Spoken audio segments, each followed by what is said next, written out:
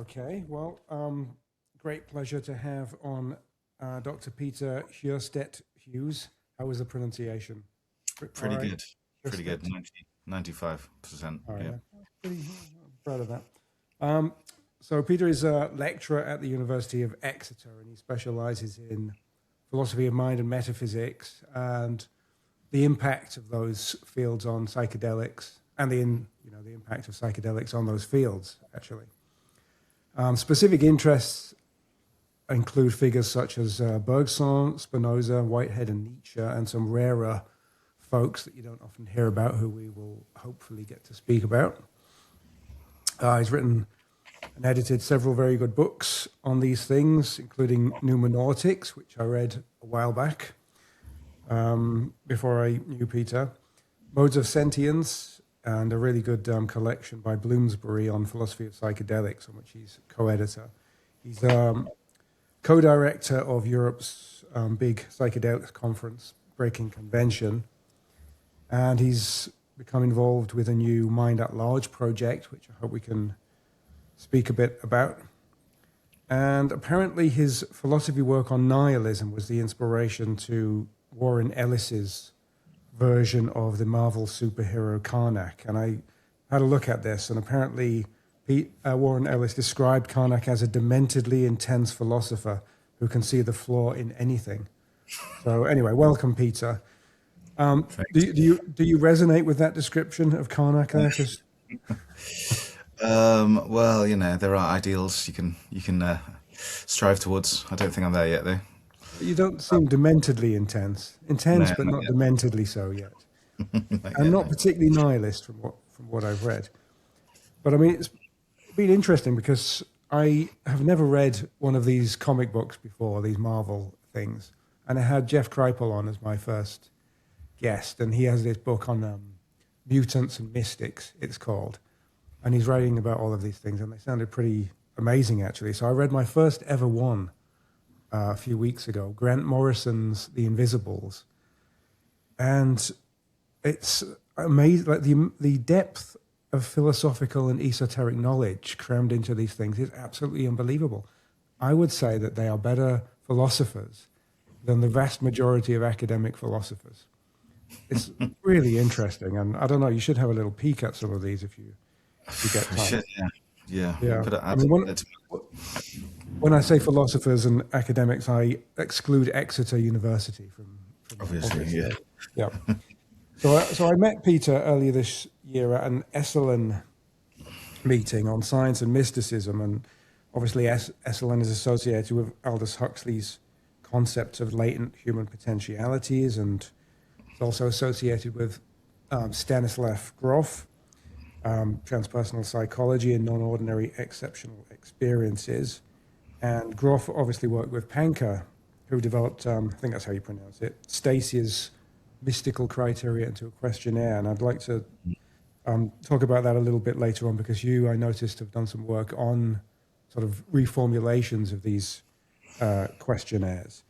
But I mean, so just to get into things here, so psychedelics are very sort of interestingly situated between science and mysticism, right? So we met at this conference on science and mysticism. Psychedelics are perfect, and you have this really nice expression of psychedelics being a gateway drug to metaphysics. So maybe start with that and explain what you mean by that, whether it was that for you, whether it's a common thing to be led into metaphysics by psychedelics. Yeah, well, I suppose it's. I mean, so I'm at Exeter University. I moved from the philosophy department, or the it's a department of sociology, philosophy, and anthropology, to the psychology department because of psychedelics primarily. Also because I was teaching philosophy of mind. I still am teaching philosophy of mind to psychology undergrads. Anyway, so I'm in this new department of psychology at Exeter, and it's a scientific department, so it's kind of, I feel like an Englishman in New York there, or something like this, I suppose. And we started this psychedelic colloquia, and we had a lot of guest speakers, a number of neuroscientists, psychiatrists, psychologists, and so on. And they were primarily interested in two things really, like the neuroscience behind psychedelics and the therapy. How we can apply that to therapy. And I noticed that when a lot of people gave their talks, they were just sort of conflating, religious experience with mystical experience, with the paranormal, with religious, with metaphysical. And I thought, well, in philosophy, I also taught metaphysics in the other department, and it can be a very dry, logical subject about causation, modality, the mind-body relation, and so on. So I thought, well, it would probably help these scientists if they really sort of knew the origins of metaphysics, from Aristotle and so on.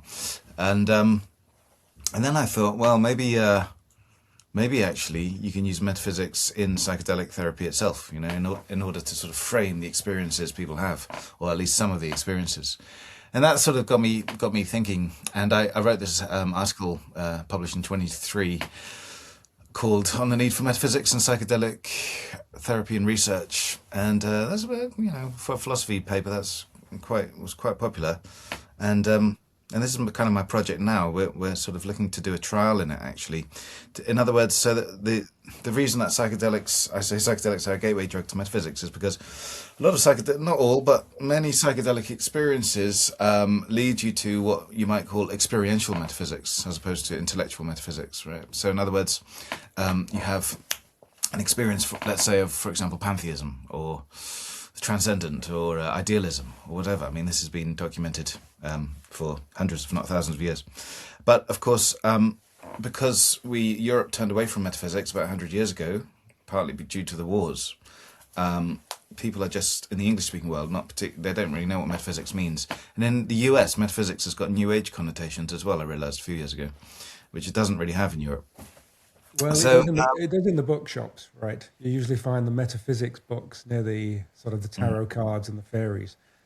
Yeah, but that in America, right? Yeah, but not here. I mean, metaphysics is considered like akin to logic here, something like this. So I always, go back to the roots. The word metaphysics, as you know, I'm sure, comes from the book The Metaphysics by Aristotle, and that kind of sets out the program of metaphysics even today. Pretty much. I mean, we've added a lot over the years, but in that book you've got substance, form, causation, modality. You even got book Lambda on theology, the prime mover. So that's included within metaphysics, as it were, theology, although it's a non-religious theology, if that's not an oxymoron, right? So, but anyway, I think that if people, I suppose my main conjecture is that if people realize that what they're experiencing, which can have benefits to one's mental health, let's say. I mean, that's a controversial term in itself, but let's just use it for now. If that has benefits on mental health, to realize that the experience you're having might not be completely delusional, then we can use metaphysics again.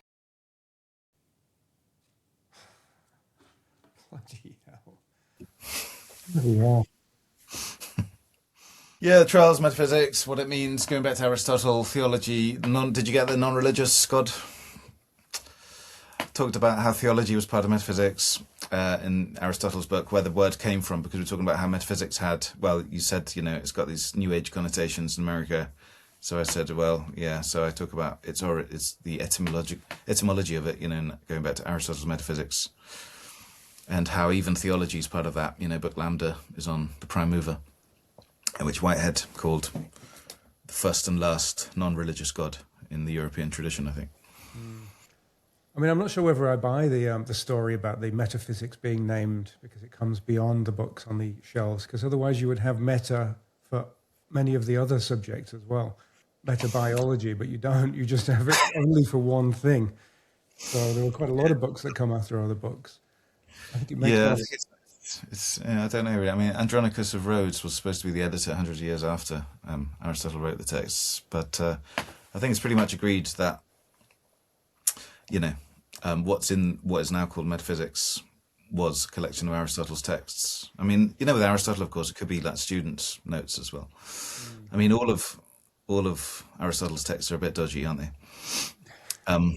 So you never know. But anyway, that book was handed down over the generations, and that's where the word comes from, not from Aristotle. He called it first philosophy, of course, didn't he? Yeah, exactly. Which is about being qua being, being Exactly. a virtue of being. So, still, though, originally the study of existence. That's why really it's the same as ontology, although people make distinction later, ontos being being. But clearly very along the intellectual metaphysics line from that Yeah, strand, which then became our Anglo-American philosophy, I suppose. But what you're saying is that there's this experiential mode as well, and that's what you're going to try and test in some way. yeah, yeah. Yeah, so an example of that is, as I wrote in my paper, Deleuze says you can learn Spinozism through years of study, looking at the axioms, propositions, and so on, or you can get Spinozism in a flash, just understand it intuitively. So you're getting to the same point, although if you come from that experiential point, you might not be able to explain it to others or understand it later. But nonetheless, there could be this convergence between the experiential and the intellectual. So when psychedelics give you that experiential, that experience, which is you can frame as metaphysical in some way, then of course you can then bring the sort of parallel intellectual metaphysics to make more sense of it, as opposed to the mystical, which by definition remains at the stage of mystery, in other words, unintelligibility. So the benefit of that, I think, is number one, it includes more experiences. For example, idealism is generally not part of how we understand mysticism. And you get Humphrey Davy expressing idealist thoughts after nitrous oxide in his case. And also, you give it you give the experience a certain gravity, like a significance that it has been thought about for hundreds of years. And as I say, it's not necessarily a delusion, so you can't dismiss it immediately. You have to give it, you don't have to, but you can give it more credence, and I think that might make it, this is the conjecture, might make it more significant to a person and thus have longer term benefits to that person. And of course, look, for most people, they've never studied metaphysics, so this is the way in. This is exactly, again, why psychedelics are gateway drugs to metaphysics. Yeah. It's first that little taste of it, Is there, so they can be gateway drugs to metaphysics, but it doesn't work like that for all people, does it? It seems that there's a kind of a prepared mind, so you can sort of maybe get to the gate, but it doesn't really affect. I've had experiences myself where I've had these breakthrough things and been thinking about philosophy, but somebody else is thinking about chickens or something for the whole evening. Which it's true, yeah. There is this debate that Ernst Jünger even spoke about. Ernst Jünger, the German philosopher, friend of Albert Hoffman, Nietzschean. And anyway, he said that they were taking LSD. He with Albert Hoffman, who synthesized LSD, were taking LSD and psilocybin together. And he did write in his book from 1970 on drugs. Jünger wrote that these drugs are really not for everyone, and they can be easily abused, and the full significance doesn't really come out for most people, which is can be deemed very, very elitist. He wasn't elitist; he thought Hitler was too left wing, but he, there is a case to be made, but at the same time. Yeah, like I said, a lot of psychedelics don't induce mystical experiences or metaphysical experiences which overlap. Sometimes you can just turn into a piano or become a better hunter or try to locate a lost object or just have a laugh. It's just at times they can be, And even when they can be, it doesn't mean people therefore get into metaphysics, of course, but, a proportion might. And with that proportion, you might be able to help them by giving the greater framework. Yeah, what I was going to say. So carry on. No, and just to add that, of course, I say all this, but I don't mean that therefore, the value lies only in therapy. This is the phase we're in at the moment in the West with psychedelics again. But beyond that, just flourishing, really, enrichment of life. Yeah, and as there used to be the expansion of consciousness and experiencing joy in general, regardless of whether you have any problems with any sort of problems that need therapy. The original point of using psychedelics was to sort of experience joy of ordinary existence, right? In the Eleusinian mysteries and whatnot, you can see that there's Well, no. yeah, if if the Eleusinian mysteries did contain psychedelic, I mean, this is also conjectural, but there's some evidence now from Spain that this was used. So yeah, possibly. But yeah, but also, I mean, even from the Humphrey Osmond, who coined the word psychedelic and hallucinogen, for it means psychedelic means mind manifesting. It doesn't mean it's got not necessarily therapeutic. And therapy then was, psychotomimetics, as it used to be called. The therapy then was to understand psychosis and schizophrenia, and to therefore empathize with people who suffered it. And before that, William James in 1902, and even before that, in the 1890s, wrote about psychedelics, or what we now call psychedelics. And it was, for William James, nitrous oxide made him understand Hegel. That was the benefit of it. And then, in the varieties of religious experience, at the turn of the 20th century, it was about, he brought together mysticism and pharmacology, and it was really about enrichment of life and a sort of, in terms of, again, experiential metaphysics, or in this case, like a religious experience that would enrich life. But it wasn't, it wasn't necessarily therapy, no. Yeah, Humphrey Osmond's approach to it is quite interesting, actually, because it seems along the lines of the Eleusinian mysteries. So he has a tripartite view, right? So he doesn't think of it as mind manifesting. He thinks of it as genuinely soul manifesting, i.e. there's an inner world that most people don't experience because they're facing outwards and using their mind only to face outwards. But then psychedelics, you use the mind to look inwards rather than exterior. So it was manifesting this whole hidden inner world. So he believed in the soul, right, as well as the mind and the body, from what I can tell. Yeah, no, he was very open to that. He wrote a paper in 1970 on philosophy and psychedelics, actually, in relation to that. And of course, psyche, as in psychedelics, was, it's really soul manifesting, I suppose, psyche in the original sense. Although I think he actually in the paper from 1957 used the word mind, as I can remember. But no, also in that original paper, he talks about the sociological, religious, and philosophical implications of these drugs, again. Having said all this, he was a psychiatrist, of course, so therapy, and he was in Saskatchewan in a mental asylum, helping people there. And then he had this theory about mescaline and schizophrenia.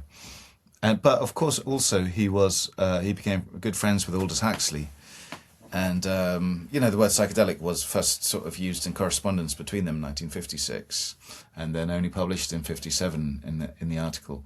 But Huxley, before that, a few years before that, Huxley had published Doors of Perception, and then in that same year, 56, Heaven and Hell. And in the Doors of Perception, I wrote a chapter on this, that Huxley sort of drew upon the philosophy of Bergson to understand these inner experiences, but these inner experiences in a way were at the same time outer because of this theory of mind, which Huxley named mind at large, that we are really receiving mentality from outside, and we consider it to be inside, but there's a loose connection between them. And interestingly, I traced this idea, cosmic consciousness, to a similar source.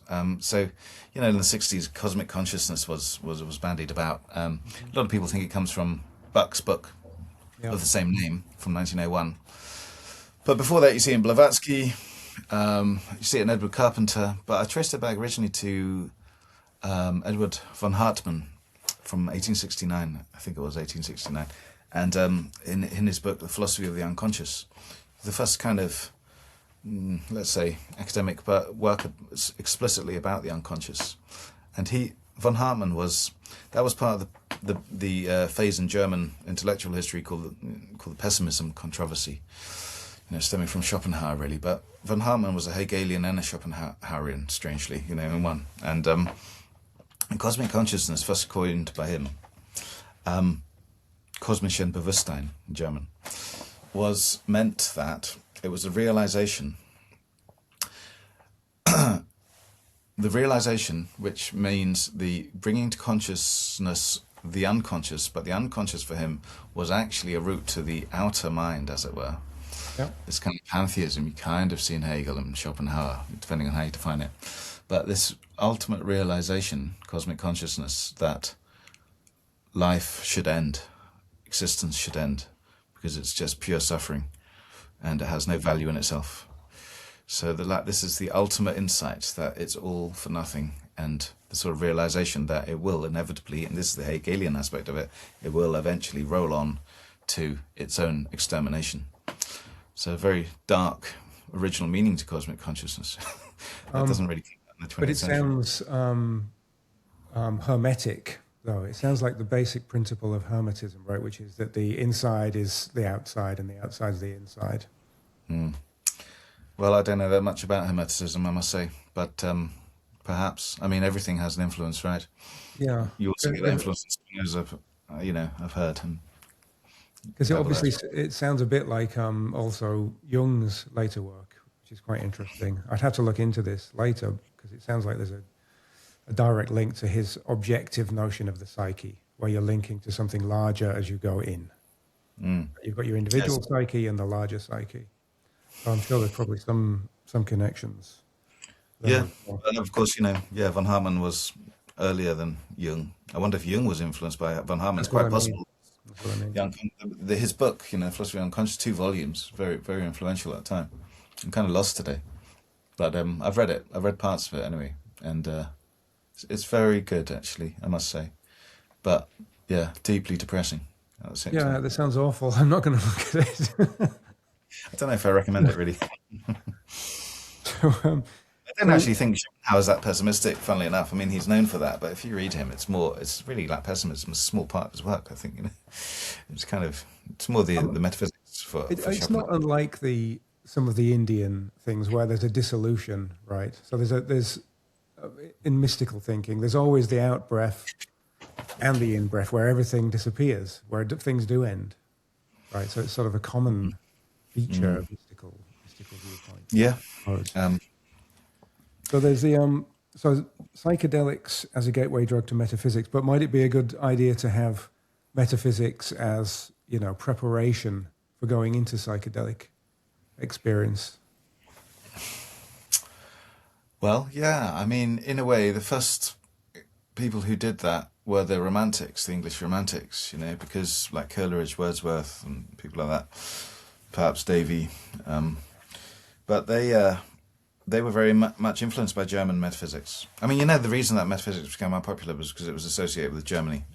But, 200 years ago or more, in the around 1800, Coleridge and Wordsworth went to Germany and were very interested in transcendental idealism at the time, Spinozism, and they came back and they had, Coleridge was a massive opium user, of course, and Humphrey Davy first to really try nitrous oxide, 200 pints of it in 1799, and they sort of they understood these psychoactive experiences under the framework of the metaphysics that was popular on the continent at the time, as opposed to the actual philosophers, who didn't, as far as I know, didn't really. I mean, opium was a common painkiller, of course. Schopenhauer says, you can take the right amount of opium, you become excessively creative, but take one bit too much and then collapses. Same with wine, he says. But yeah, except for opium, I don't really think drug use was. They didn't use metaphysics with drugs, basically. Did they have experiences? Perhaps. I mean, Spinoza's intellectual love of God. You can make the case that was a kind of mystical experience, and Plotinus, obviously, who influenced the whole legacy of mysticism. He said he had 4 experiences of the unitive type. And then Plato, of course, probably went to the mysteries, probably, who writes, about these experiences in the Phaedrus and the Phaedo and so on. But yeah, no, it was really the English Romantics who brought the two together. And then, later on, William James, really. I mean, William James is celebrated as the first to bring together pharmacology and mysticism. But he was influenced by a guy called Benjamin Paul Blood, who went to the dentist, got loads of nitrous oxide, and had this amazing revelation, metaphysical revelation. He wrote a book called The Anesthetic Revelation. and then sent that to James, and then James picked it up, you know. So, but that was still, yeah, late 19th century. The pluriverse. So, there's a history of it, but then, of course, yeah. So, well, you know the history, but for viewers who don't, I mean, you know, idealism became very popular in the English-speaking world with absolute idealism, and probably culminated with F.H. Bradley, who died, I think, 1925. And this was a very metaphysical period, of course, you know, but the metaphysics was associated with idealism, German idealism, Hegelism especially. And then after the two world wars, there was this anti-German sentiment, which then stretched to an anti-idealist sentiment, which became an anti-metaphysical sentiment, I think. I mean, there's many other factors, but that was one big factor. And then people just turned away from it. And then you have, like, you know, A.J. Ayer writing about the meaninglessness of metaphysics in the 1930s. On the continent, you have the critical theorists, like Horkheimer wrote an article saying that, you know, metaphysics is meaningless or false except for materialism. And materialism was the original word for critical theory. And that book is partly responsible for it as well, yeah. Literally nonsensical statements about ethics, aesthetics, and metaphysics. Yeah. So all of that, I mean, I was taught that as an undergraduate in philosophy. I mean, we started with that, really. And then we realized how logical positivism doesn't really make sense, or it implodes and so on. But what we were not taught is what it was a reaction to. The absolute idealism, you know, which flourished for 50 years in Oxbridge and Scotland and across the pond.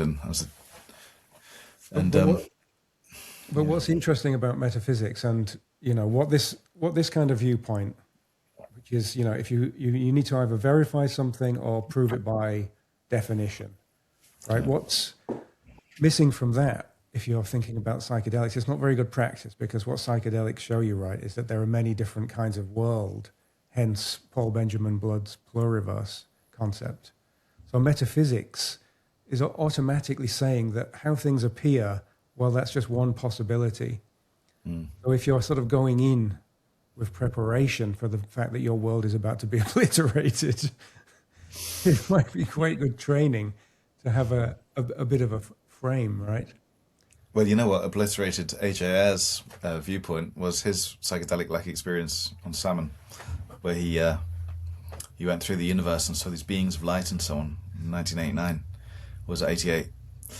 And then he wrote an article saying, actually, maybe death is not the end after all. There's still no God, but maybe, you know, some continuation of the afterlife. But before that, I must say, he, like in the 70s, on this amazing BBC show called Men of Ideas, he said, he was asked, you know, what was wrong with logical positivism? He said, well, all of it, basically. You know? It was all false. That was the problem. Except, he said, for the emotivist metaethical theory, which he maintained, which I think is fair, actually. But although I suppose his near-death experience was a verifiable experience. I mean, he had the experience, right? So he was, but not of God. So he had the experience of the after bit, but not of the God bit. So he was being consistent with his own theory, really. Perhaps. I mean, you know, he did retract his statement a few months later because he got a lot of kickback from the humanists, the South Place Ethical Society, people like that in London, and which he was part of. And they said, you know, how can you say this? You've betrayed us all. And then he said, I didn't really quite mean what I said then. Anyway, half a year later he dies anyway, so he found out one way or the other, or didn't find out. But no, it's interesting. And I mean, how one experience changed his, you know, deep metaphysical viewpoint. But also it's interesting how these things about, you know, metaphysics and mysticism and verification all have these deep political, you know, it's conditioning, basically. You know, this is it's very fascinating to connect metaphysics and politics, you know, and history, really. You realize why people believe what they believe and why people think certain theories are completely nuts, crazy, you know. And you can, if you trace back the history of the idea and what took over. Yeah. I mean, it's all interlinked, really. I mean, it's interesting. The current landscape is changing a lot now. I mean, I think you've written about this even. There's definitely something happening, but 10 years ago, you were like incredibly shamed for speaking about anything mystical in philosophy. You wouldn't get away with it. No. sort of. And 10 years ago, I was told, don't get into psychedelics; it will ruin your career. And um, yeah, you had to be careful. It's like that always. I'm reading Leo Strauss at the moment. He speaks about the art of writing, and in terms of um, persecution, the art of writing. And there's always something that you can be persecuted for, whatever it is. It changes. But so his advice is always read between the lines, of writers, and think, what was persecuted at the time, and then see if, relate that to the text. But yeah, 10 years ago, I mean, it's amazing how fast things are changing, and also how we consider things which are absolute to be quite flimsy, a few years later even. I mean, not just in terms of morals, but also in terms of science. A few papers recently came out about in neuroscience showing that fMRI, which tracks blood flow to the brain, really is not indicative of what's going on in the brain.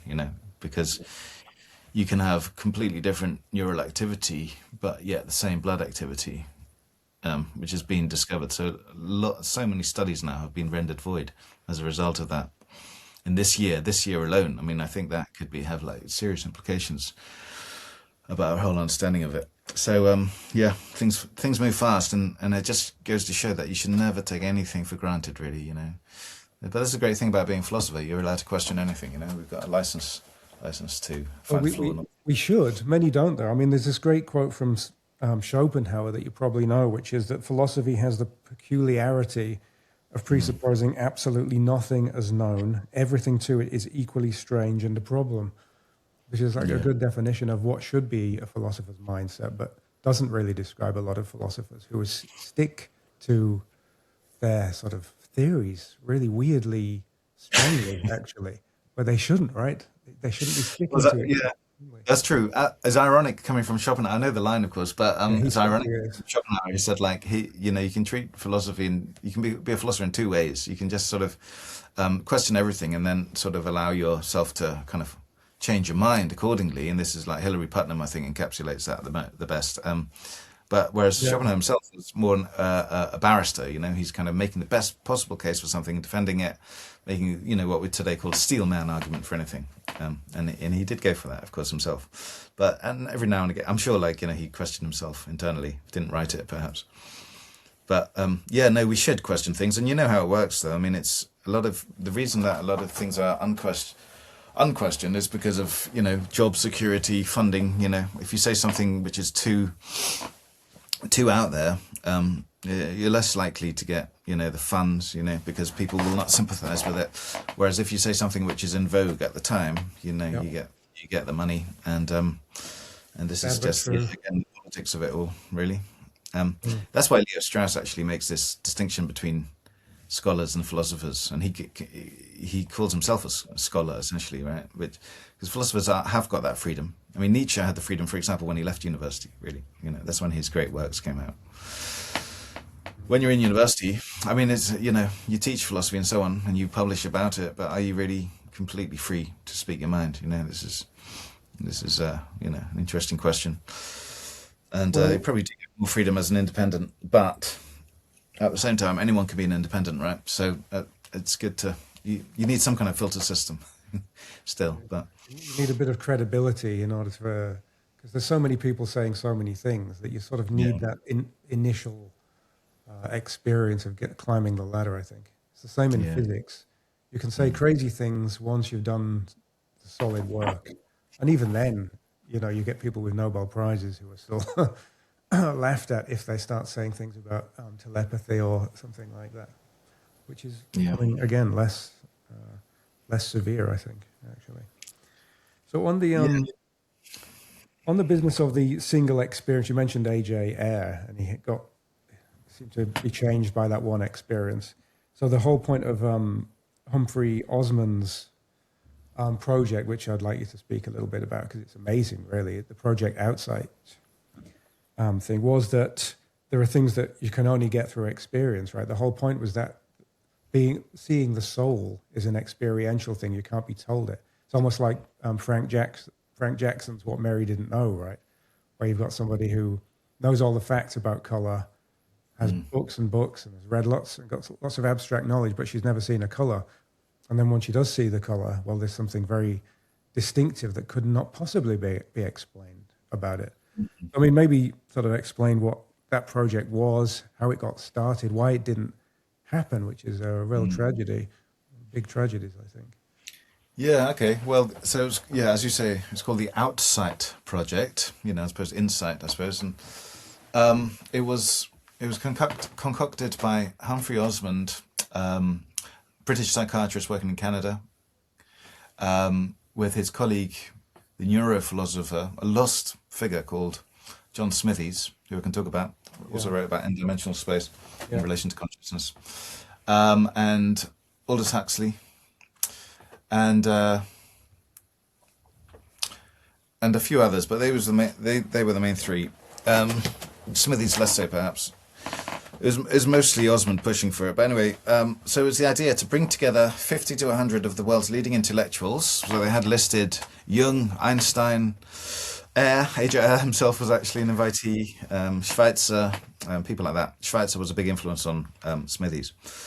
And many others. I've listed it. I've got an article about it. People are interested, you can get all the list of names that were ever mentioned. Anyway, get them together and give them mescaline, or perhaps LSD, but mescaline was the sort of preferred one at the time. And then, write about it basically and tell the world about it, and but an experiment really to see like how these great minds would receive mescaline psychedelic experience. And they had a lot of people interested. H. Bryce, the Oxford philosopher, very interested. For example, he wrote an essay about mescaline, and they were getting that. Huxley was living in Hollywood, and he had a lot of good contacts. He was already a famous writer, and they were going to get. They knew the head of the Ford Foundation, and they were pretty confident they were going to get the money to fund it all. I mean, it was expensive project. Think about flying over people or and putting them up and administering this drug and so on. It wouldn't necessarily all be at the same time, but anyway, in the end, it didn't happen. The Ford Foundation pulled the plug on the project in the last minute, and Osmond actually attributes that to the stuffy materialism of the time. So there was again. If he was right, an ideological flavour to the lack of funding. However, he did. Actually, years later, Hoffman did get money from the Ford Foundation when he was doing experiments related in conjunction with the CIA on drugs. So, if there was a military purpose, they got the money. But a purely intellectual purpose in the mid-50s didn't get the funding, and didn't get funding elsewhere either. So that never happened. The greatest thing that never happened in psychedelia, I say. And then 10 years later, Timothy Leary gives LSD psilocybin to his students, and it sort of gets out of hand. That's a classic story anyway. Nixon then comes down on it all. But it's interesting to think what could have been, if all these writers, Graham Greene, another invitee, if all these writers had taken it and written about it, we might have changed the trajectory of how we understand it today. In terms, it's a really interesting counterfactual history, right? What do you think would have happened?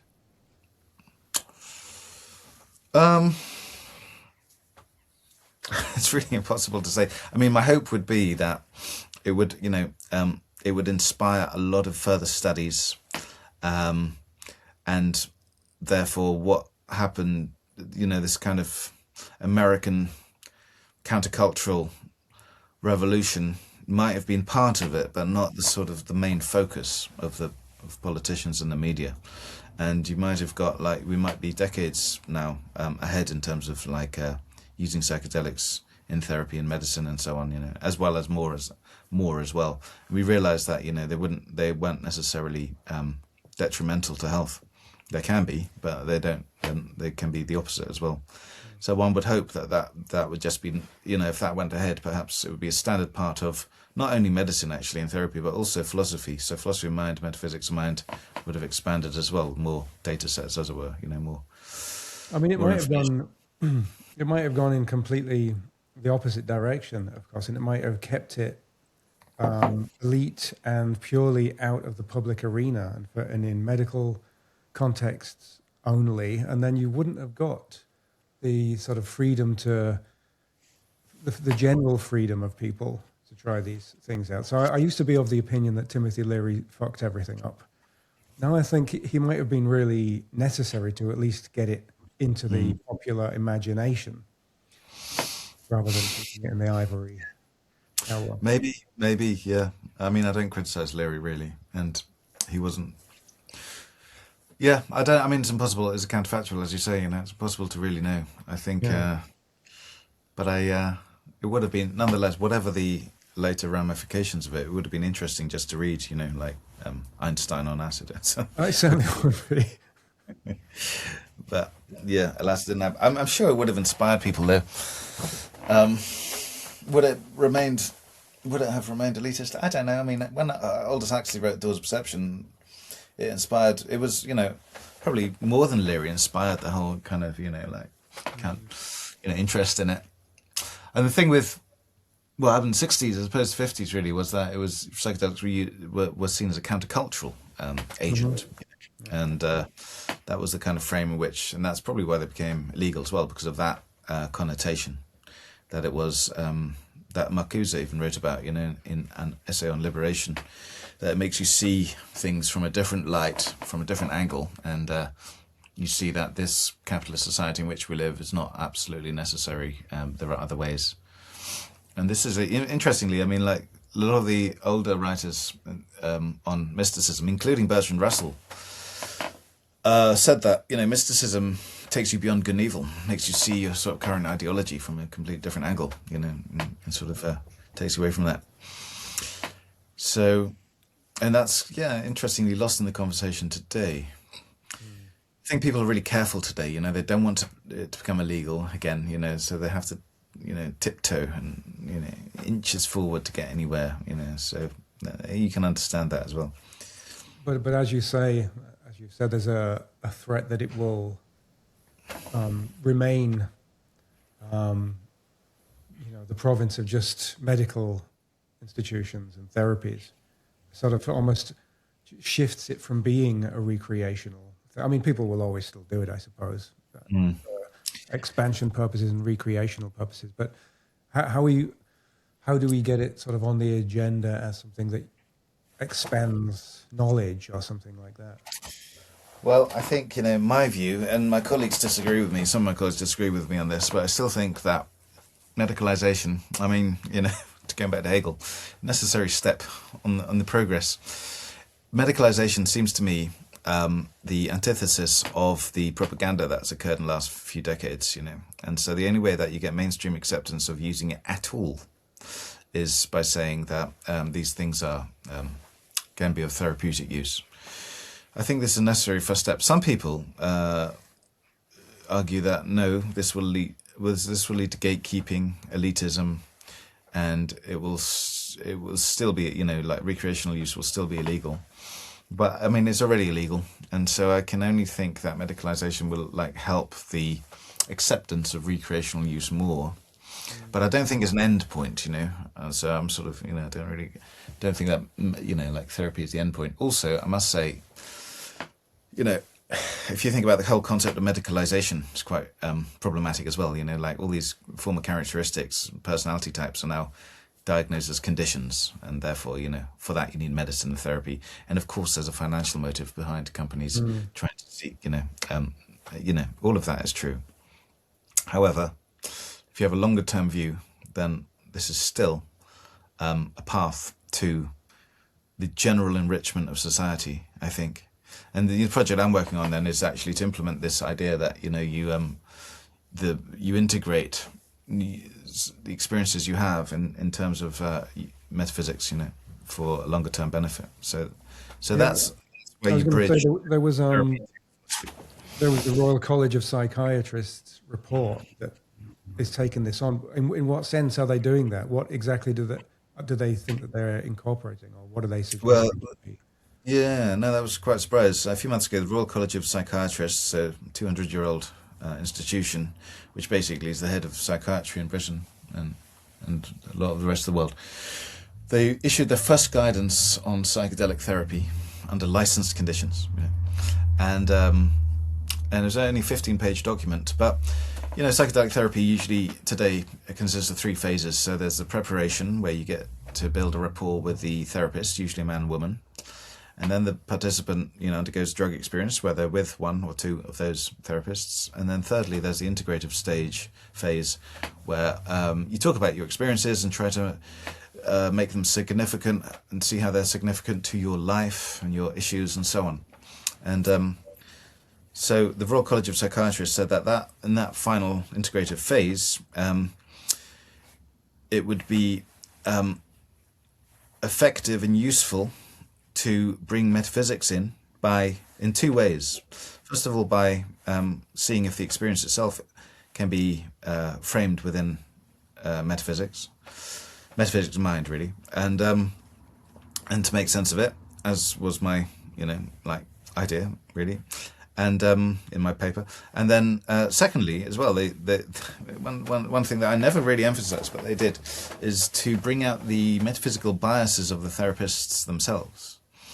So metaphysics, because it's been lost in the Anglophone world, the bias, the prejudice there is really deeply entrenched, because people are just not conscious of it, more so than religion even, right? And so what a menu of metaphysical options can provide is that bringing to light, making explicit underlying biases, both the participant's biases, the therapist's biases, but also the participant's experience. All of that, in other words, bringing to consciousness what had been unconscious, and thus, much therapy is about that, isn't it? Bringing the subconscious to light, making it conscious, seeing what really motivates you or what really hinders you or whatever, right? So psychedelics can be a form of doing that. So and then they cited my paper, which was nice. So and that paper will lead to a book that I'm contracted with Bloomsbury to write, the Psychedelic Manual, the Psychedelic Metaphysics Manual, which will then go into that more.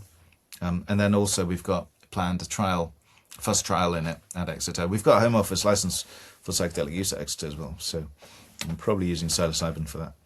Yeah. No, that's very interesting about the therapists' biases, because they are, from what has been shown already, very often strongly materialistic, and they've usually not taken psychedelics themselves, which I have a real hard time with. The idea that they are giving therapy to people who are taking psychedelics and they've never had the experience themselves, given what we've been saying about it, the experience is the thing, right? It's not just that you're taking a piece of medicine, a tablet, and it's doing the work. It's the experience that is crucial. So, what do you think about that? Well, it's funny, isn't it? Because in the 40s and 50s, LSD, for example, from Sandoz in Switzerland, was sent to psychiatrists for them to take themselves, in order to empathize with the schizophrenic or whoever it was. Yeah. And then now it's flipped around. So the psychiatrist is not taking it, rather the participant.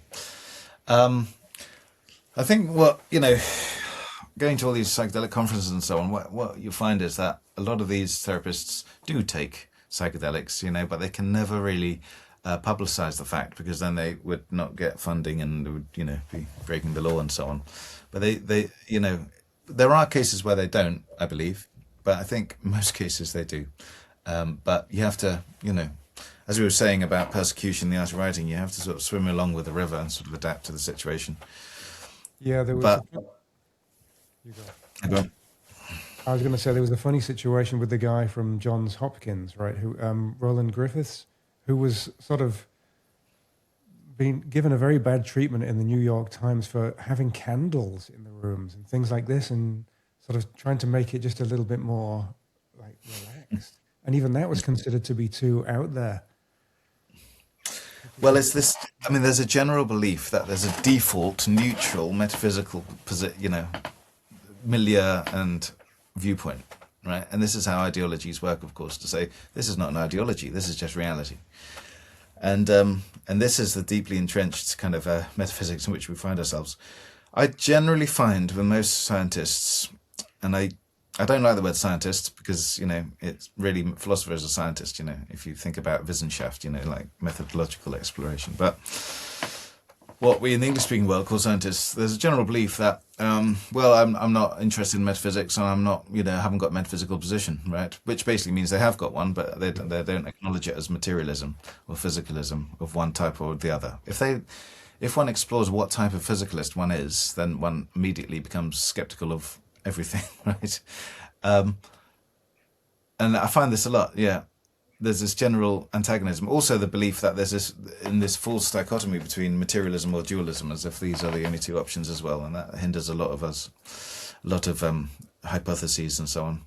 So there are so many biases out there, but like I said, there's political reasons for that. Like I say, the war, but also, well, many other reasons. You can go back to the Reformation. You can go back before that even, but there are many, many historical reasons why people take a metaphysical position. It's kind of like, when you get out of it, though, it's a funny thing. You kind of see it as a strange cult in which you find yourself, and you have to be a little bit careful in criticizing it too much, because it wields a lot of power. Power here is not that you will get burnt at the stake, but rather that you won't get your promotion, you won't get the funding for this, You won't get your grant application, that's for sure. Yeah. I can tell you.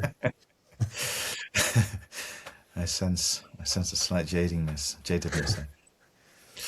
Yeah. So we can drift a bit into the metaphysical implications, but first on this idea of the therapeutic element of what it is that's actually therapeutic about taking psychedelics. How do you view this? Is it the mystical experience? Is it having some metaphysical viewpoint that alters things somehow? What is it that's doing the work in your view? What's the mechanism? It's an interesting question. I don't think there's one mechanism either. There could be many. It's interesting in relation to this, the question of pseudodelics that's being people are attempting to create these drugs which have got the sort of base structure of a psychedelic, but have no phenomenology, no experience, which is kind of an oxymoron, because psychedelic means mind manifesting, right? But anyway, the belief is that we can have the therapeutic benefits of a psychedelic without the experience. Although what's really happening with a particular experiment from the Olson lab seems to be void, because the drug they're using actually is psychoactive. But generally, theoretically, the interesting question is, number one, is it the experience that has the therapeutic benefits, or is the experience an epiphenomenon? Mm-hmm. And what's really going on is physiological benefits related to neuroplasticity, perhaps, or something like this. And this then comes to a question of mental causation, epiphenomenalism on a metaphysical level. Does the mind actually have power to affect itself and its body and the world around it? Or is it just an after effect of physical processes? And then that brings in the question, what do you mean by physical? Is that just an abstraction, as I believe? That leads to panpsychism, of course. So there's many, many deep metaphysical questions in merely asking what the mechanism is of therapeutic action from psychedelics. This is why philosophy is so important. I know you've got a book on philosophy of mind and psychedelics coming out, haven't you? I'm really looking forward to that. But I think philosophers have steered clear of psychedelics for reasons we've kind of spoken about, although more and more are getting into it now. But what's the mechanism? Well, I think I do believe that the experience. I do believe in what we call mental causation, which I really think is physical mental causation. But regardless, I do think that the experience has an effect on can have a lasting effect on how you think about yourself, how you think about the world, and thus your general optimism or positivity or negativity in relation to that. So one classic way of thinking about it is called the small self. So that's having an experience where yourself becomes relatively insignificant. So, for example, if you have a pantheistic experience where you think that the universe is God and you are part of that, then you realize that your little ego is just part of something far grander, and therefore all your little problems that you're trying to mask with alcohol or whatever addiction it may be or whatever are not even worth thinking about. And this is perhaps one method in which therapy can happen, that you don't take yourself as seriously as you did before because you've seen a greater picture. And then what becomes important with metaphysical integration then is that to say that, well, listen, this picture you had of this grander scheme is not necessarily a delusion, right? There might be some truth in it. Whereas if you immediately return to your culture's ideology, metaphysical ideology, materialism in this case in England, or dualism, then you probably think, well, that was really interesting, but it's, bullshit. Really, ultimately, it's delusion, right? And then you think, well, therefore, like, when I thought about myself as insignificant, that was actually wrong, and I am significant, and that's just one example of how it might work. But of course, with metaphysics, it's very difficult to prove anything, because of various reasons. So there are, you have inference-based explanation, conjectures, predictions of effects and so on, but you can't really ever know, I don't think. And but you can, I think, at the least you can be negative, and you can say that these assumptions that other people think they know are not certain at all, and quite reasonably false in many cases. So how much universality and how much variability have you seen so far in the kinds of metaphysical shifts and viewpoint shifts that happen? I mean, as a therapy, you need at least some sort of degree of control, right? Well, you mean amongst people? I mean, there have been a couple of studies on metaphysical shifts from Timmerman, Yaden, and so on, but there, few participants in those experiments, and the questionnaires, the definitions of metaphysical viewpoints are a little bit loose, so you can never be really sure. Anecdotally, you see lots of changes, like people, like I said, AJR one experience, and that wasn't even psychedelic, that was salmon, right? you see big changes. Of course, you have to sort of balance that with people want to change quite often, and that's maybe why they take psychedelics in the first place. But at the same time, if you go further back still, you think, well, why do they want to change, right, in the first place? And then you consider, this predicament we are in the West, this metaphysical predicament, and you consider why did psychedelics become so popular in the mid-20th century? I mean, it was concurrent with, in academia at least, extreme reductivism, wasn't it? Psychoneural identity theory, logical behaviorism, positivism, stuff like that, right? And the church was in decline, and so there was this dearth of any kind of metaphysical ideas, except for this really, really shallow materialism. And I think that psychedelics suddenly became burst onto the scene then, not only because LSD had been created, because they already had mescaline and so on, but because there was this real need for a sort of deeper understanding of reality. I mean, Schopenhauer always said, man is a metaphysical animal, even though he was an atheist, right? So I think that, you can make the case that this is why psychedelics became a big thing in the mid-20th century, as a reaction to that reductivism. And today, perhaps likewise, there's a need for that change, and people then can't find it in the church so much because of all the doctrines and also all the ethical issues people see with it. But psychedelics might offer that, and so they're very supportive of it. And then when they undergo it, they say, "Yeah, I became one with the universe," or whatever it may be. And but yeah, is there wish thinking there? Perhaps. How do you distinguish that? Every decade seems to treat psychedelics in a different way as well. As therapy, as political agents, as military tools. It'd be a great project actually to chart the shifting viewpoints, how they're treated. Yeah. My friend Robert Dickens has done some research in that, actually. He's given a few talks on that. Dr. Robert Dickens, who's the editor of Psychedelic Press, he goes through the literature, and shows, those changes. But I don't think he's published anything on it yet. Yeah, just published on psilocybin pickers in Britain, actually, history of Liberty Cat pickers the last sort of 50 years or so. Very good. Yeah, sounds like good fun. So, your account of the middle of the last century, it sounds like, so it's a reaction to rigidity, and that sort of fits the entropy view, right? Of, you have the need for entropy at the larger scale in society where it needs to collapse in order to rebuild. And then the idea is that psychedelics, on some accounts at least, are doing the same thing. You are increasing the entropy and allowing a reformation of what was there before. What's your view on that as one of as what's going on? Yeah, I mean, in a way, it sounds like Hegelism once again, isn't it? You can't avoid it. That there is this you get to this definite position, and then when you interrogate it internally, through this immanent dialectic, then you see that you get out of it. You sublate it, so you bring in the good parts of what worked, but then you sort of overcome it. I mean, if you're asking whether that is a general drive of history, I think you're right. I mean, I think people get bored of anything, even if it's correct. People get bored of it, right, and want to move on. You want to get the new generation reacting to the old generation by being extreme in some way or other, to sort of identify themselves as distinct, and then their children will do the same against them ad infinitum. This is probably the way that history works. Although I do believe that, I mean,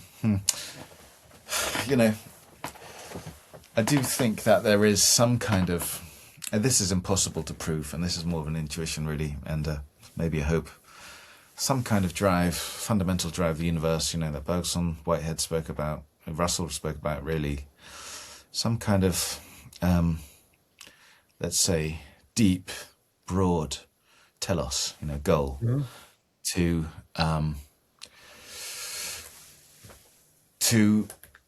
for entities to gain more knowledge about themselves and their surroundings in order to act upon it, to constantly become more complicated, let's say, more beautiful, more powerful. Bergson said in his last sentence in the last book that the universe is a machine for the making of gods, right? Yeah, I love that quote.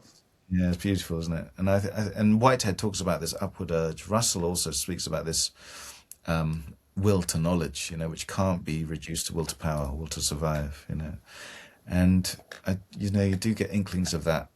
Of course, it would be a drive. It's hard to. You got the problem of privacy in consciousness. The sort of problem of privacy in subconsciousness, even deeper, right? So in other words, it's not empirically observable. You can see its effects, but you can't see the drive itself. But maybe you can feel it, in the Schopenhauerian sense. But anyway, so yeah, there is this. The point I'm trying to make, I suppose, is that although there is this constant, swinging of the pendulum in society, you could make the argument that as a kind of spiraling upwards, as it were. Can't be sure. The spiral is about the most archetypal image known to mankind. You see it everywhere in the most ancient, primitive societies. They have these carvings of the spiral, right? What's going on? Maybe related to the entropic brain idea is this thing I read of yours, where the idea that less brain activity is sort of generates more phenomenology. I want to say a bit about that and maybe connect it to the mind at large idea. Right. So this is an idea, really, it's not mine. It's from Bergson, but you actually also see it in William James. And Bergson and James corresponded, towards the end of their careers. And so it's the idea, that the brain is a receiver rather than a generator of consciousness. And this was the idea that Bergson's puts forward in his book Matter and Memory, in fact most of his works, Creative Evolution, and so on, and in his essays, in the creative mind and whatnot. But it's the idea, the analogy he doesn't make, but the useful analogy is a radio, so a radio playing BBC World at 1 or whatever, right? You've got a perfect correlation between the circuitry of the radio and the program. And if you were to inspect the radio without having any empirical power to see radio waves, you'd think, okay, well, I can perfectly see the program correlated to the radio. Therefore, you might believe that the radio therefore generates the BBC program. Of course, you'd be wrong, because you'd be missing out a vital part of the whole system, which is the radio waves, and then the studio out there, as it were, in London or whatever, creating the radio program. And so the idea is that's like analogous to our brains, body and brain. So we do see correlates, neural correlates. Although, as I said, actually, even that is not. We haven't practically reached that stage at all not at all. Even fMRI and EEG, I mean, it's just like surface phenomena, all really about, in relation to what's going on in the brain and body. Brain, of course, is an abstraction. It continues through the body into the nervous system, which then goes into the muscles, blood, and to the external world. Anyway, so the idea is, that the brain is a receiver and it channels mentality out there, as it were. I say that in scare quotes, into virtual actions. In other words, possible actions that the organism can potentially execute. So that is, like what I call an exogenous theory of mind, as opposed to endogenous theory of mind. So endogenous theories of mind are that the organism is identical to or generates the mind. Even in panpsychism, general panpsychism, you get this view of endogenous mentality. You have a system, and that is the consciousness.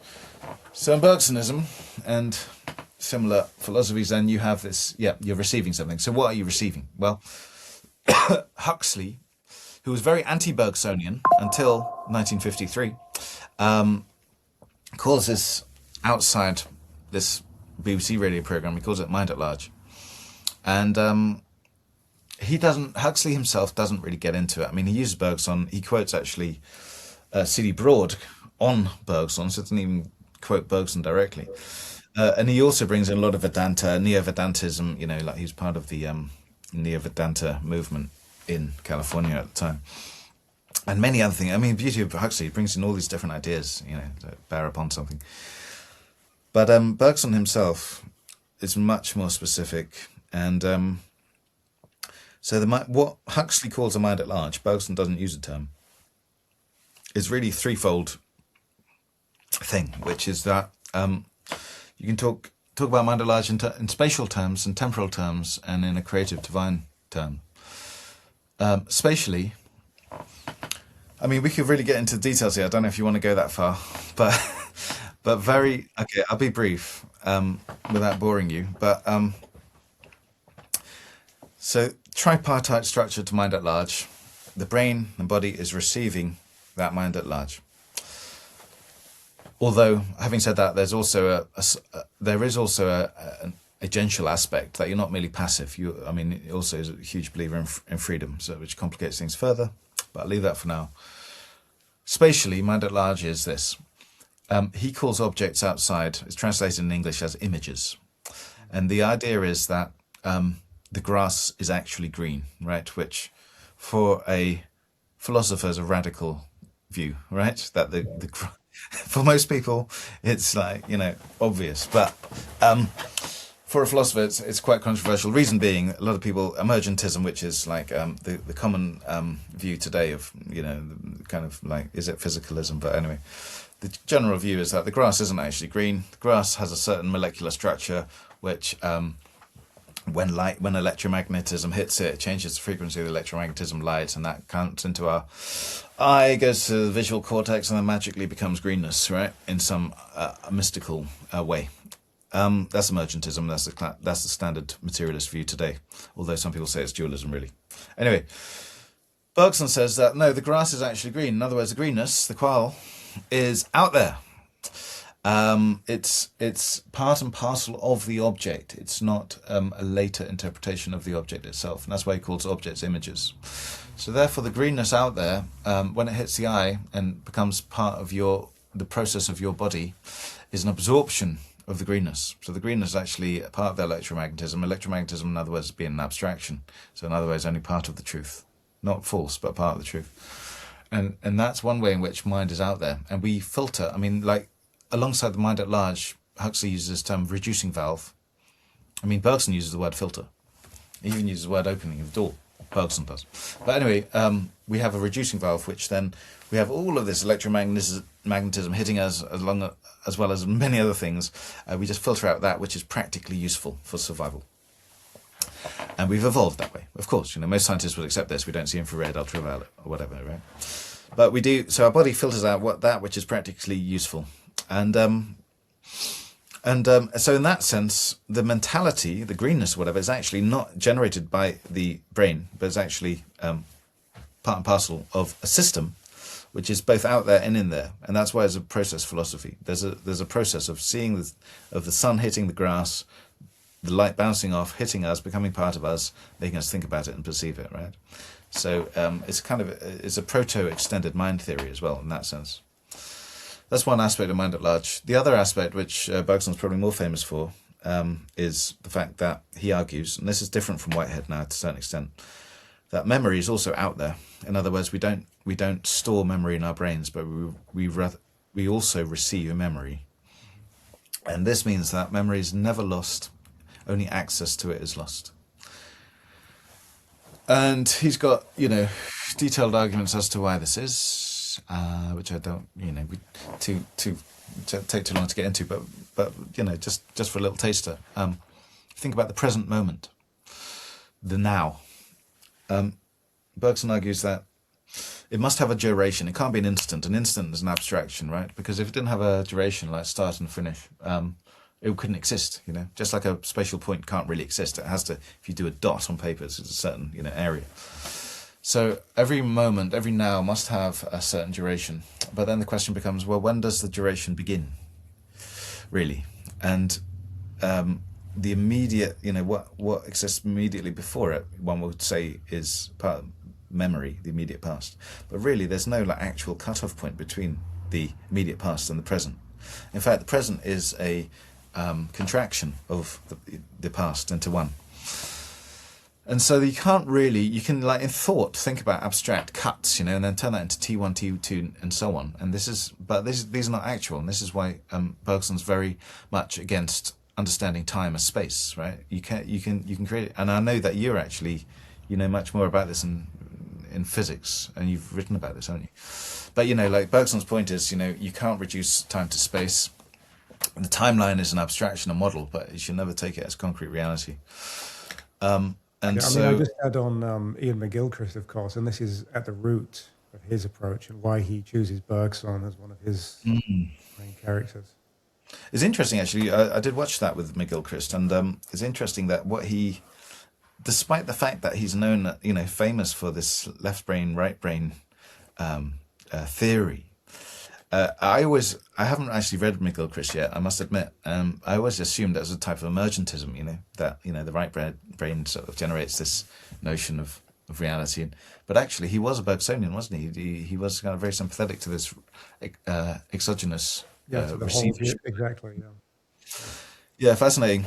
Anyway, so basically, you can't actually distinguish the present from the past. And therefore, if you're saying the present exists, then the past has to exist as well, and and it has as much existence as the brain has as a physical organ. So it would be pointless to say, it would be redundant or superfluous to say that memory has to be part of it or be conditioned by it. And then, anyway, so that's the second part of the mind at large, the temporal aspect, and that's also why he's a dualist, right? Because his main book is called Matter and Memory, and he considers memory to be non-material. He does consider matter to be distinct from memory, and as I say, and therefore it's a type of dualism. It's not as a non-Cartesian dualism. He admits that at the beginning of Matter and Memory, that he's a dualist. I think it's inconsistent, though. With Whitehead, matter itself is also an organism, in the philosophy of organism. You don't have that sharp contrast between the two. But I suppose Bergson manages to get friction out of that, right? Yeah. So trying to figure out why the access is blocked from memory. Well, you've got something that blocks it, a thing. Right? The valve is real and material and physical. Yeah. Whereas if you have idealist positions like Kastrup's, for example, it's always difficult to understand, well, what is the stuff that is, causing these dissociations? That's true, yeah. And I think Whitehead's got the good balance as a neo-realist, I mean, Whitehead came out of the absolute idealism I was talking about with his realism, which is, or neo-realism as it's known. Anyway, that's a whole other thing, but you're quite right, yeah. And then just quickly, the third part of the mind at large is a little bit more akin to what I was saying before about this fundamental drive of the universe, which is the sort of drive to the making of gods, of entities, this creative drive that is the condition of evolution, the evolution of the star systems as well as organisms, as well as the drive of freedom that you find within yourself and artistic creativity and so on.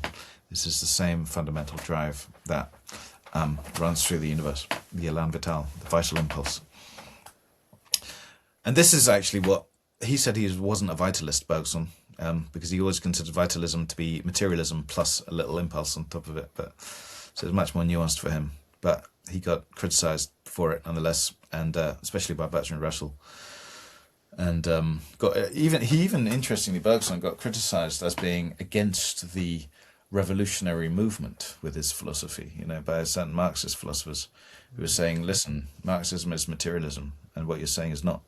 And therefore you are contrary to the socialist or communist revolution taking place in Europe at the time. And then from another side, the Roman Catholic Church banned his books. They accused him of pantheism, which he also denied.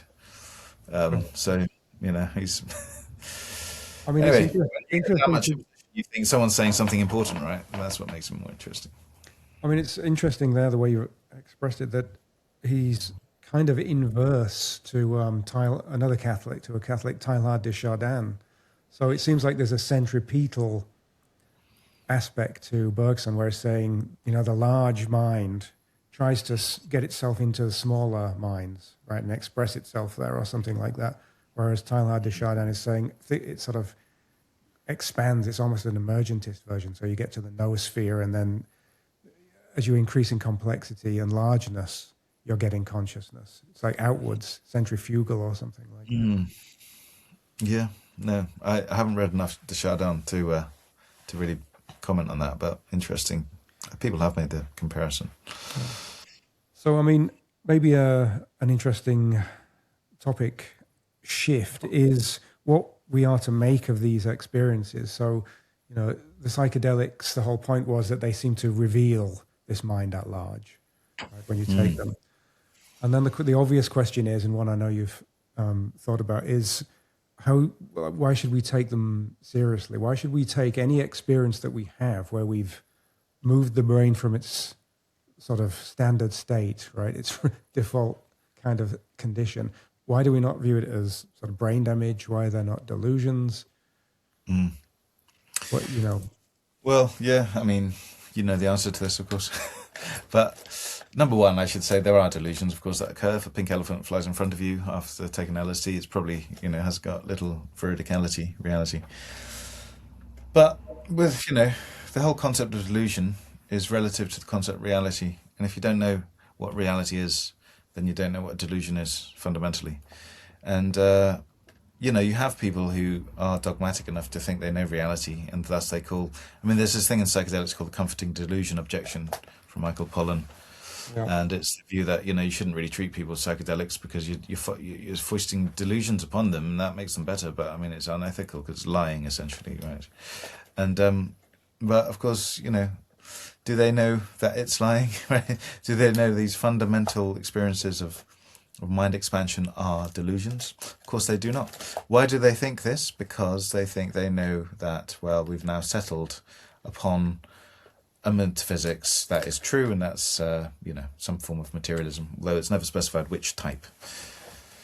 And also, yeah, and so number one, I don't think you can just simply claim something, psychedelic experience is delusional, because it doesn't fit in with how you understand reality, because you don't understand reality.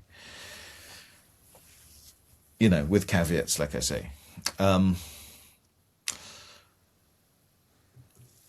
Secondly, this, again, reinforces the point that how important, really, I'm biased in this discussion, but how important metaphysics is to Western culture. It's always there. You can never be neutral of it. Materialism is a metaphysical position, but it's just that we've become unconscious to it. Speaking, in terms of society, we've just become unconscious to it. If we became more conscious of it, I think we'd progress with the trials and hypotheses we have in psychedelic science now. How, for example, do we assume that bodies and brains always react the same way to the same drugs and the same dose. People always spoke about set and setting, but how about different peoples from different parts of the world? Would they have the same reaction? I mean, it seems like they don't necessarily have the same phenomenology. I mean, there's an old debate between contextualists and perennialists, right? But the very experiments we do are based on certain metaphysics. Like, for example, just scanning the brain alone. I mean, why just focus on that rather than the whole body? For example, right? When we know there are, we have neurons in our gut and whatever, right? And why even stick to neurons? Why even stick to the body? Another point. There are so many metaphysical assumptions that happen in science that I think just bring them to light, and maybe psychedelics allow that. They sort of bring to experience rather different ways of seeing the world, and that in turn then could affect the actual experiments you have on psychedelics. And then of course philosophers' jobs are to come in and say, this is a very important point. I mean, epigenetics was devised by Waddington, who was a Whiteheadian, right? And he changed his trials based on changing his metaphysics according to Whitehead's process philosophy. So epigenetics wouldn't exist without that shift, It's just that, as you know, philosophers. I mean, Bergson was a superstar philosopher in the early 20th century, but I think we've just become, insignificant to many people. I mean, what's happened is, maybe it's different on the continent, actually. I'm not sure, but certainly in the Anglo-American context, it's naturalism is the viewpoint. So you're just latching your theories onto what the scientific view of the time is, which is terrible. The whole point of philosophy is not to do that. It's to do exactly what you're saying psychedelics will allow us to do. It should have been philosophy's job all along. Right? Yeah, it should have been. But I do see a great potential with the psychedelic movement now to bring philosophy back into the fold and make it not only medicinally and clinically, therapeutically important, but socially as well. There's a great opportunity because psychedelics really do bring all of these deep metaphysical, philosophical, ethical, axiological components to bear. Sort of psychedelics are this kind of planet upon which everything revolves, really.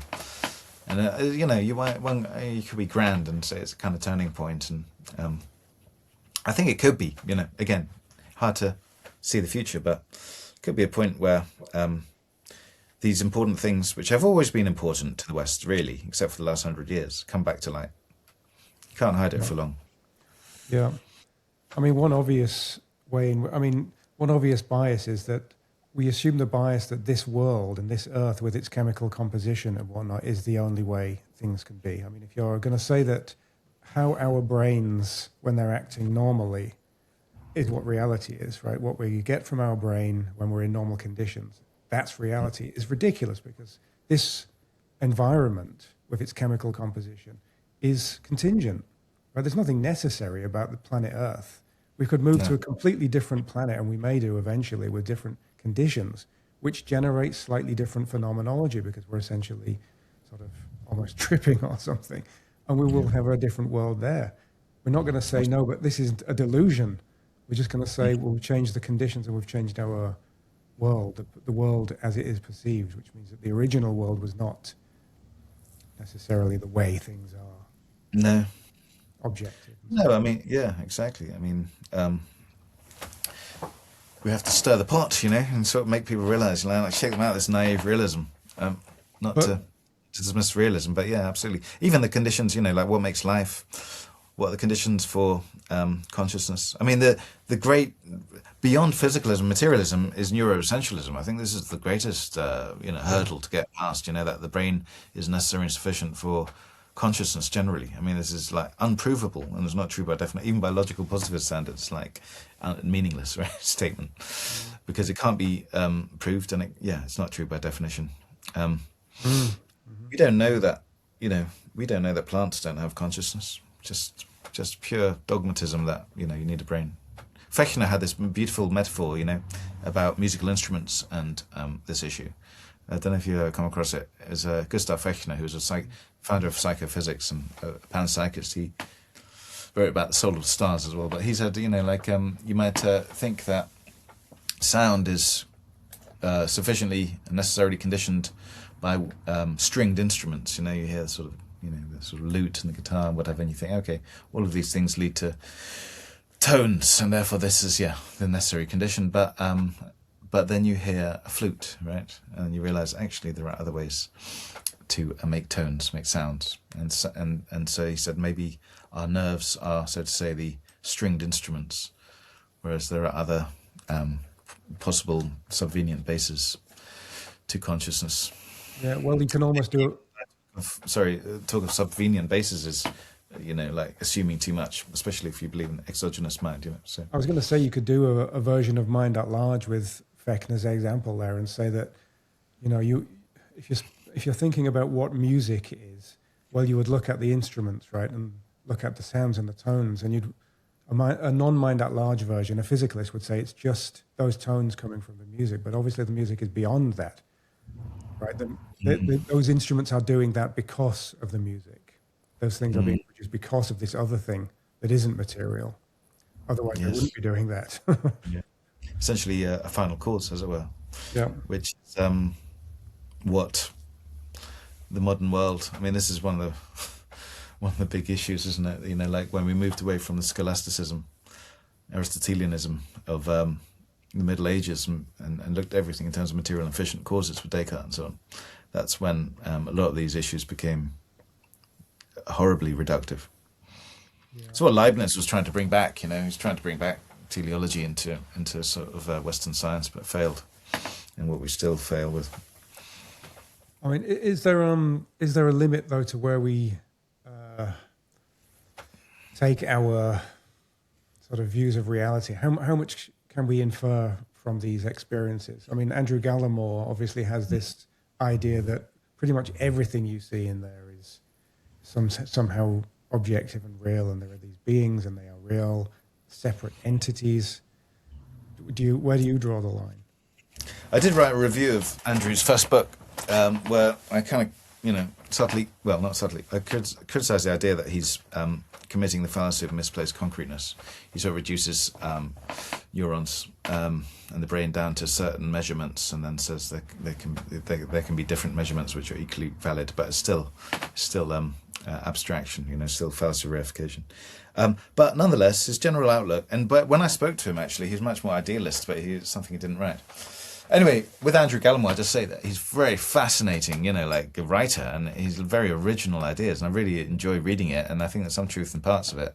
He's great on Joe Rogan as well. I just heard him on that recently. But I think fundamentally he's still a kind of emergentist of types, I think, if you read his work at least, because he thinks that the brain's creating this and it can get into a different state, but it still is representationalism, it still produces the world out there.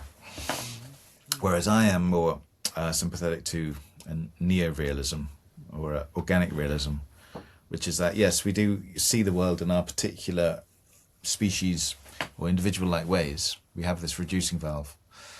But nonetheless, like with the greenness of the grass, we absorb and we become part of that. If you don't isolate grass from electromagnetism from yourself, you see it as one process, then you become part of that process. The grass becomes part of it.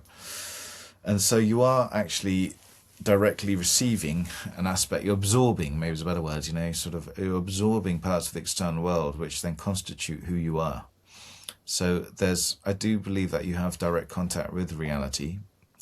That's realism as opposed to representationalism, although nonetheless, you filter out a lot, and that's in a way the kind of,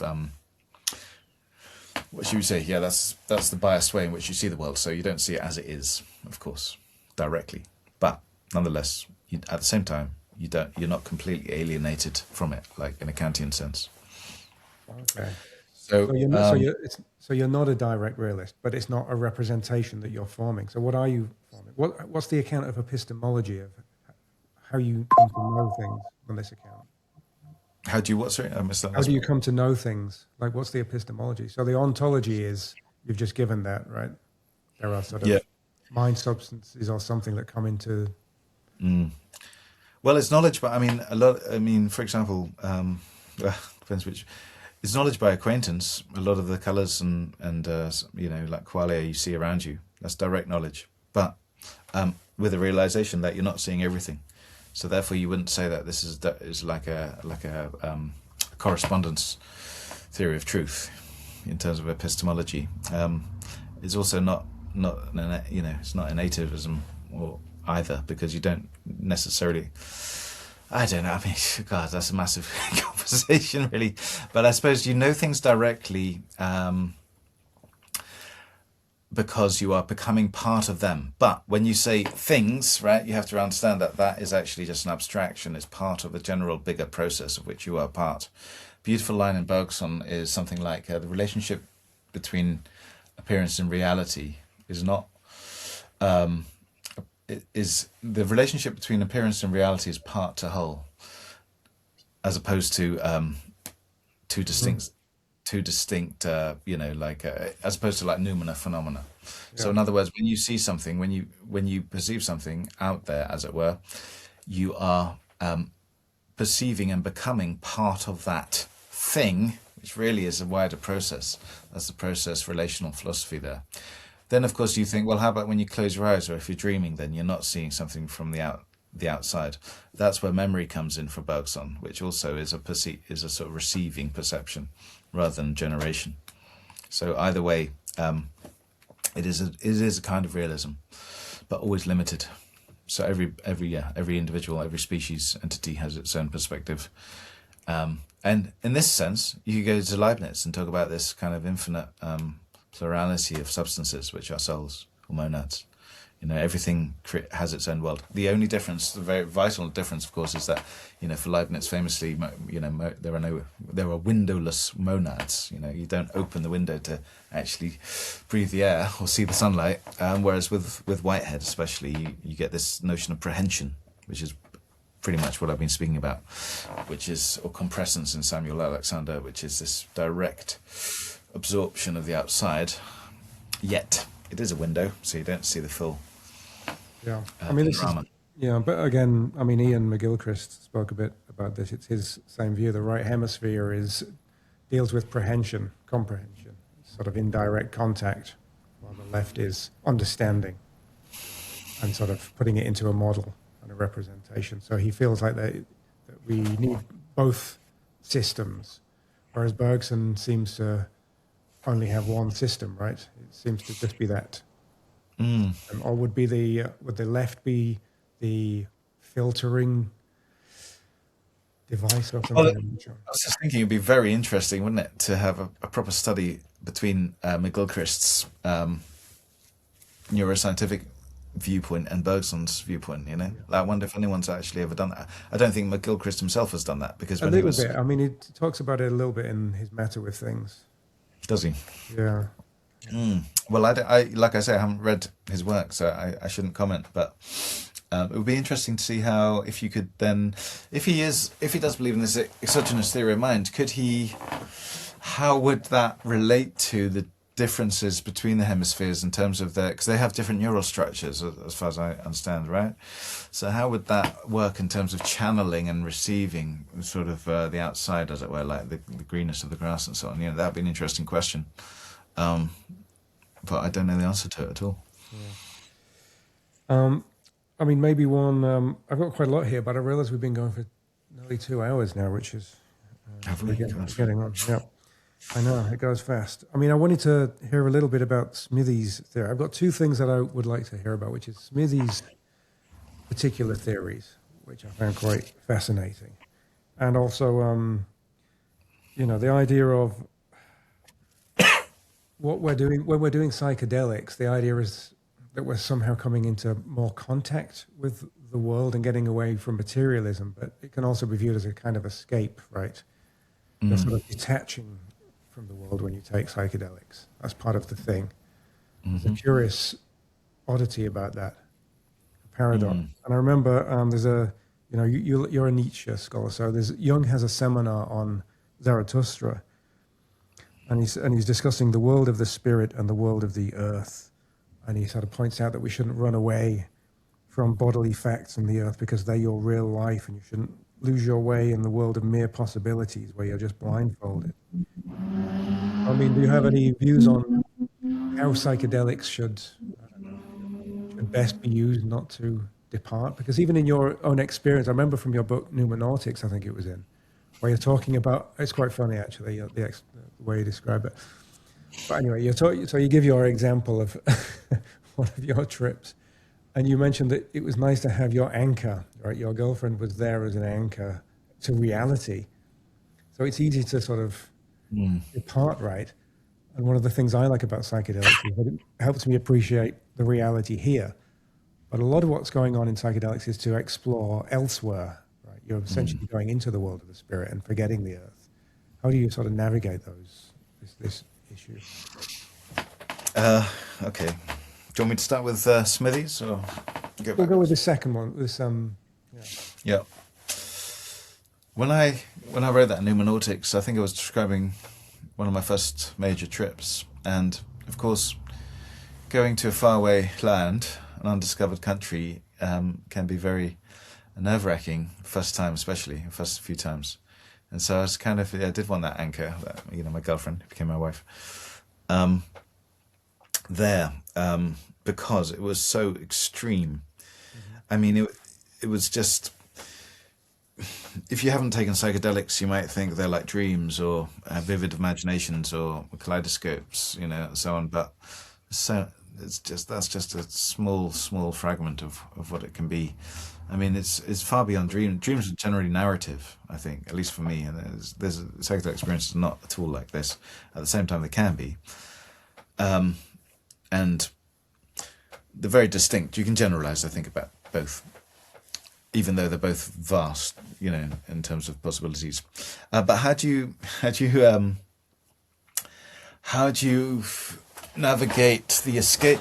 I mean, I think it's very hard to generalize. I think maybe you've got better thoughts about this than I have. But I think that, for some people, they want to escape this world they live in, because they don't like it, or they just want to travel new lands or whatever, just like any global explorer. Because they're presented as kind of, part of the meaning crisis, right? And one potential way of dealing with the meaning crisis. And I mean, on the one hand, there's something, to use Nietzschean kind of ideas, there's something a bit Dionysian about psychedelics. But for the reasons Jung gives, they're also Apollonian. They take you away from earthly things. There's something really bizarre about psychedelics.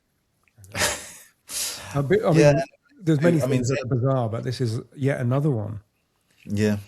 There are different types. I mean, there's, Zehner speaks about, R.C. Zehner, as critic of Huxley, speaks about nature mysticism as opposed to soul mysticism, as opposed to God mysticism. And you can, Stace, Walter Stace, whom you mentioned from his book, Philosophy of Mysticism, 1960, he writes about the introvertive and extrovertive psychedelic experience, mystical experience.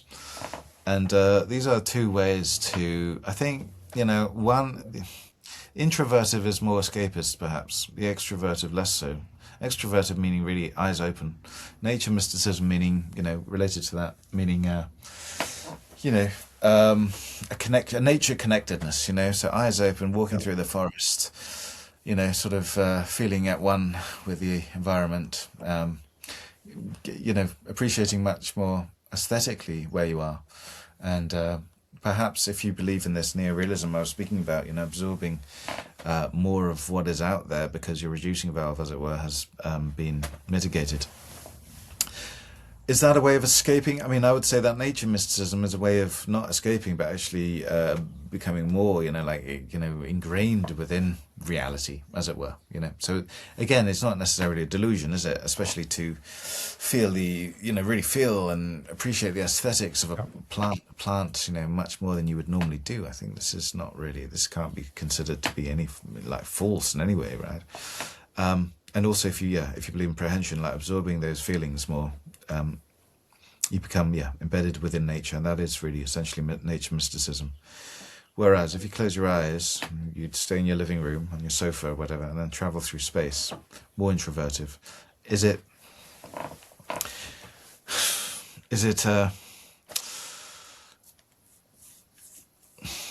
I don't know, is it a way of escape?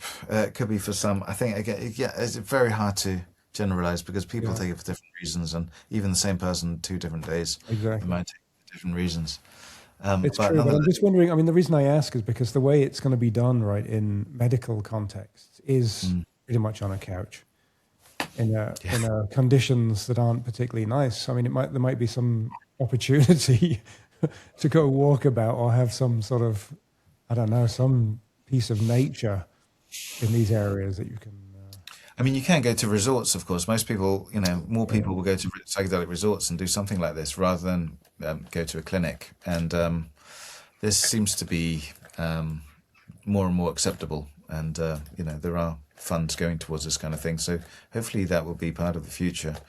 But at the same time, there are safety protocols that you have to go through to get funding, and like 20 people walking through a forest high on LSD, we're not going to pass a lot of university ethics committees.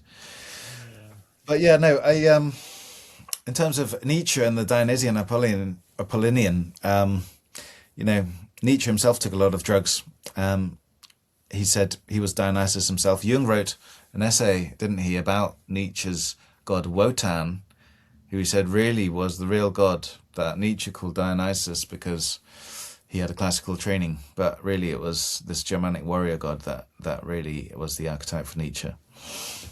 Beautiful essay, that. And then, of course, that relates to, the seeing of gods and entities under psychedelics, which we haven't spoken about at all. And that's one of the most difficult aspects, really, that I think it's easier in a way to speak about these deep mystical experiences of, nature connectedness, the, unio mystica, pantheism, Platonia, as you call it, and so on.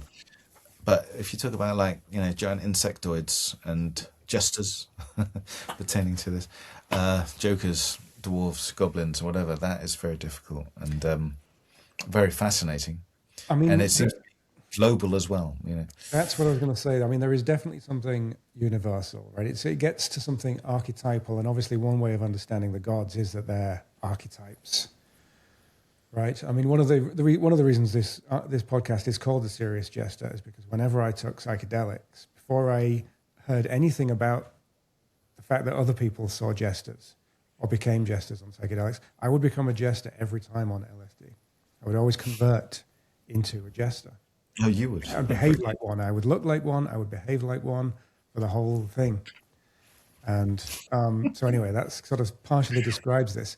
But it's, as you say, it's a common thing. So there's an objectivity there. And obviously, a materialist will just say, well, we've just got the same ancestral, I don't know, almost something like Chomskyan deep grammar, right, that gets activated in certain conditions. I mean, so how do you view the universality? Well, that would be, I mean, that explanation would be just as mystical as any other, because, you can easily say that, but, show the actual, exactly how that works doesn't exist, of course. And also, I mean, it also pertains, of course, to ancient mythologies. Think about the sort of Nordic, the dark elves, the light elves, and the gods, and so on. It's part of the old polytheisms, animisms of the past. But like I said, I can't really fully explain these things. I don't think. I mean, the interesting question, or the fundamentally interesting question, which you're driving at, I suppose, is: are these entities agents? Do they have their own perspective? Mm-hmm. Are they looking at you? Is it something it is like, to use his classic language from Nagel? It's actually not from Nagel. What is it like to be one of these jesters? There's an interesting question. Is it like anything to be a jester, or is it just a projection? Even archetype presumably wouldn't have a perspective. I mean, I don't know. For Plotinus, the forms have kind of our agents, aren't they? So perhaps the archetypes need to come into form to have the perspective, so it would be then embodied. Yeah, but they wouldn't have it per se. They wouldn't have it themselves without that ingression into a mind, right? Yeah. I don't know the answer to this. I mean, this is like, I don't know. I mean, if they did, then of course you could then look at the mythologies, religions of the world, think about angels, demons, aliens, gods, have a completely different perspective on them. Another way of looking at it, perhaps, is that this is pure conjecture, but why not? There are entities actually out there, let's say in the, around surrounding you constantly. If you're a panpsychist, then even molecules will have this, right? And one way of representing them is as like, jesters or insects or aliens or something like this, or angels, whatever, demons, and it's a way of the mind somehow trying to, it has a feeling of another agent out there, but it its actual form is so alien to it that it has to represent it in some kind of something that it can latch onto, something that it knows already, So that would then be perhaps a jester, but actually the jester really is your pot plant or something like this. I'm not saying this is true at all. It's just another option. Of course, the obvious option is that they're just hallucinations, as you say, some kind of delusion of the mind. But then again, okay, well, it's easy to say that, but show exactly how that works. Yeah, you need to give a systematic account. I mean, the account you just mentioned at the end there is very similar to Jung's treatment of UFOs, which is that they're sort of constellations of an archetype that become that way. They're sort of semi-psychic projections, but there's also something objective, because he has the objective psyche, which is like the mind at large, right? Mm-hmm. And then the individual is interacting somehow with the objective psyche. Yeah, interesting. I mean, it's also somewhat similar to what I was saying with regard to neo-realism, that, there is a real reality that's coming in, but then you're filtering out, you're sort of carving it so that it appears to you in a certain way, which is just part to the whole, as it were. So, yeah, perhaps. I mean, that sounds a bit similar to dual aspect monism again. And I remember there's Terence McKenna has this nice thing where he's talking about Jung's later theory, which is a dual aspect monism. And he says that there is a strange never land where mind and matter meet, but that's completely beyond both, and we don't have the tools yet to think about it. So he viewed it as there is this place, right, this pretty much archetypal realm that you can't really fully access in normal conditions because you have to put it into a form. It has to be taking some sort of particular form. But you can get closer on psychedelics to its non-dual version, right? Yeah. Well, this now then touches upon what I've written about in that Philosophy and Psychedelics book from Bloomsbury about Spinozism, that the idea that in a way he's a double aspect monist, Spinoza. So thought and extension are both expressions of something deeper. But, I mean, he's a dual aspect monist as concerns humans, because we are only privy to mind and matter. But actually there are an infinity of attributes, in other words, expressions of this one deeper substance, which then in itself is beyond mind, even beyond matter. Mm-hmm. And it's a monism still, but then he does talk about, so towards the end of the Ethics, this is the point I was making in my essay, in the chapter, is that towards the end of his main book, The Ethics, Spinoza writes about this third kind of knowledge. He calls it intuition. And the peak of that being what he calls the intellectual love of God. And remember, for him, God is substance, nature. And it's that infinity of infinitely expressible substance of reality that is God nature. But he says that there is a way of intuiting it, which is beyond the first kind and second kind of knowledge, which is conceptual, perceptual, opinionated, and so on. And he says it's becoming one with it. He also writes about this in the short treatise. So it's like, sounds somewhat akin to what Plotinus writes about with the one, but it's somewhat different nonetheless. But anyway, maybe there are, and he says it's difficult, famously difficult and rare to achieve this. But maybe psychedelics can allow for that. In other words, it takes away the filtering mechanism of the body and allows you more of that, that deep reality to sort of enter, that you therefore immerse with, especially if you combine it with that process relational thought I was talking about, then it sort of can make more sense of that. But it's impossible, because to think, to cognize, to be conscious means that we are limited to these two forms. In Spinozism, thought and extension, it's impossible to imagine it, in any other way. It might even be impossible to remember it if one ever entered into it, even. I think that's completely true, actually. So exactly. So you end up going into a state of being, but we want to bring it out and put it in language. And there's this nice Austin Osman Spare quote that I really like, which is that the language of fools is words. There are certain things that you just can't put into words. Which is why the questionnaires, I mean, they're kind of a nice tool for doing the academic stuff, right? But from your own experiences, you just can't do it. You just can't put it into a real expression. You can't encapsulate it. I mean, you can't No. really with any normal experience, but especially so with psychedelic experiences. They're so beyond. Yeah. I mean, this is, it's, I mean, I suppose you can get an apophatic understanding, it's not this, not that, perhaps, with questionnaires, but it doesn't get you that far. Yeah, I mean, William James famously wrote, that these mystical states are ineffable.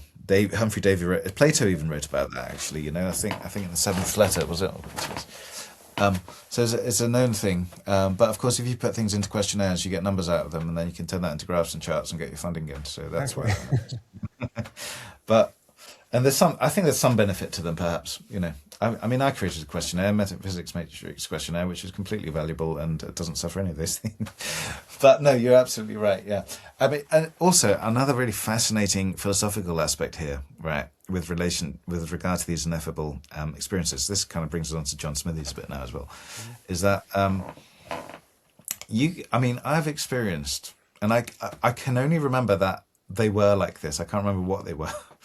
I've experienced things which are, an experience might be the wrong word. You said state of being. I think that's better. I've had states of existence, of being, where I've had very potent, vivid states that are not conceptual, they're not perceptual, they're not mnemonic, they're not emotive, right? Then they cannot be categorized in any of the mental categories that we have.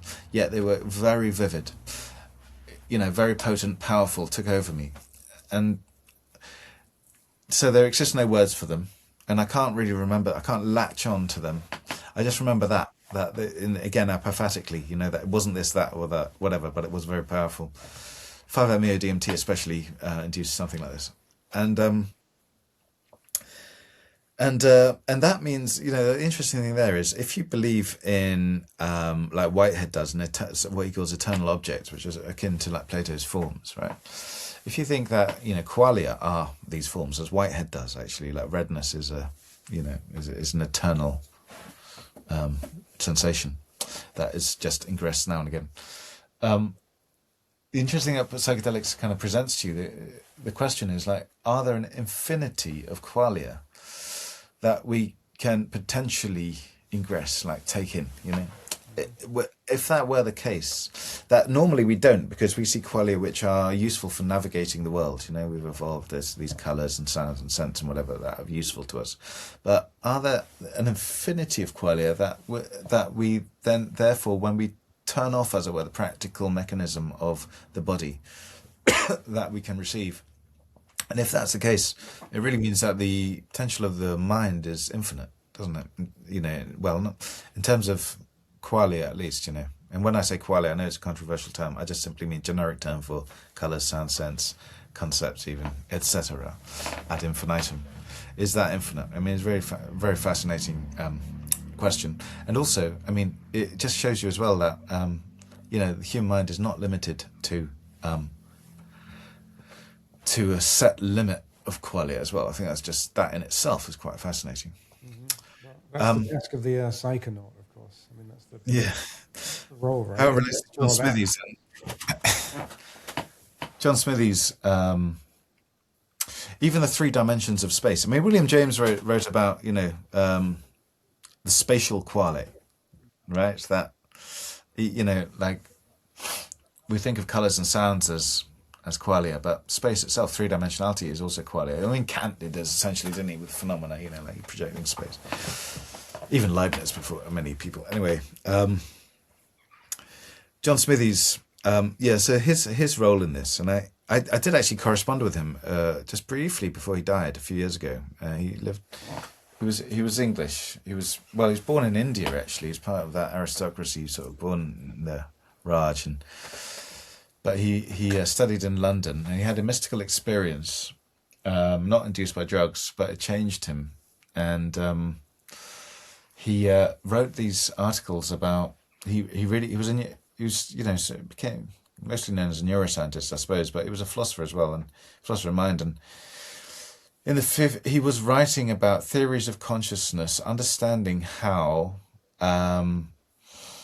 we could understand the relationship between the physical and the mental by increasing the number of spatial dimensions. Yep. And he wasn't the first to write about this. C.D. Broad wrote about this briefly as well. Smithies and Bernard Carr is currently, like best known for this, I suppose, who I know a little bit. But it's the idea, that essentially we have a three-dimensionality to our mind, our imagination or whatever, and there's a three-dimensionality to physicality. And the mind-matter problem is, well, how the hell do these relate? How can you get one from the other? And he says if you increase the dimensionality of reality, then they are simply different dimensions in the same overall realm, as it were. And he wrote this in a few articles, and he was arguing, actually, this was in a way a reaction to the psychoneural identity theory, the Brian Maynard identity theory, which was big in the sort of 50s and until 1962, really. And he published a number of these papers, very interesting to read, really fascinating papers that I've written a little bit about in my book Modes of Sentience, last chapter. But anyway, he sent this to Jung, and he sent it to Huxley, Aldous Huxley as well, and then he got a job with Humphrey Osmond and moved to Saskatchewan in Canada with him, and he sent it to Jung. Jung actually invited him over, and he had tea with him and discussed this in relation to psychedelics, and Jung was interested, and that's why he was considered an invitee to the Outsight Project. Well, I mean, it's very similar to Jung's own view on the relationship between the mind and matter, which is to add another dimension in which they are one and the same, psychoid dimension. Right.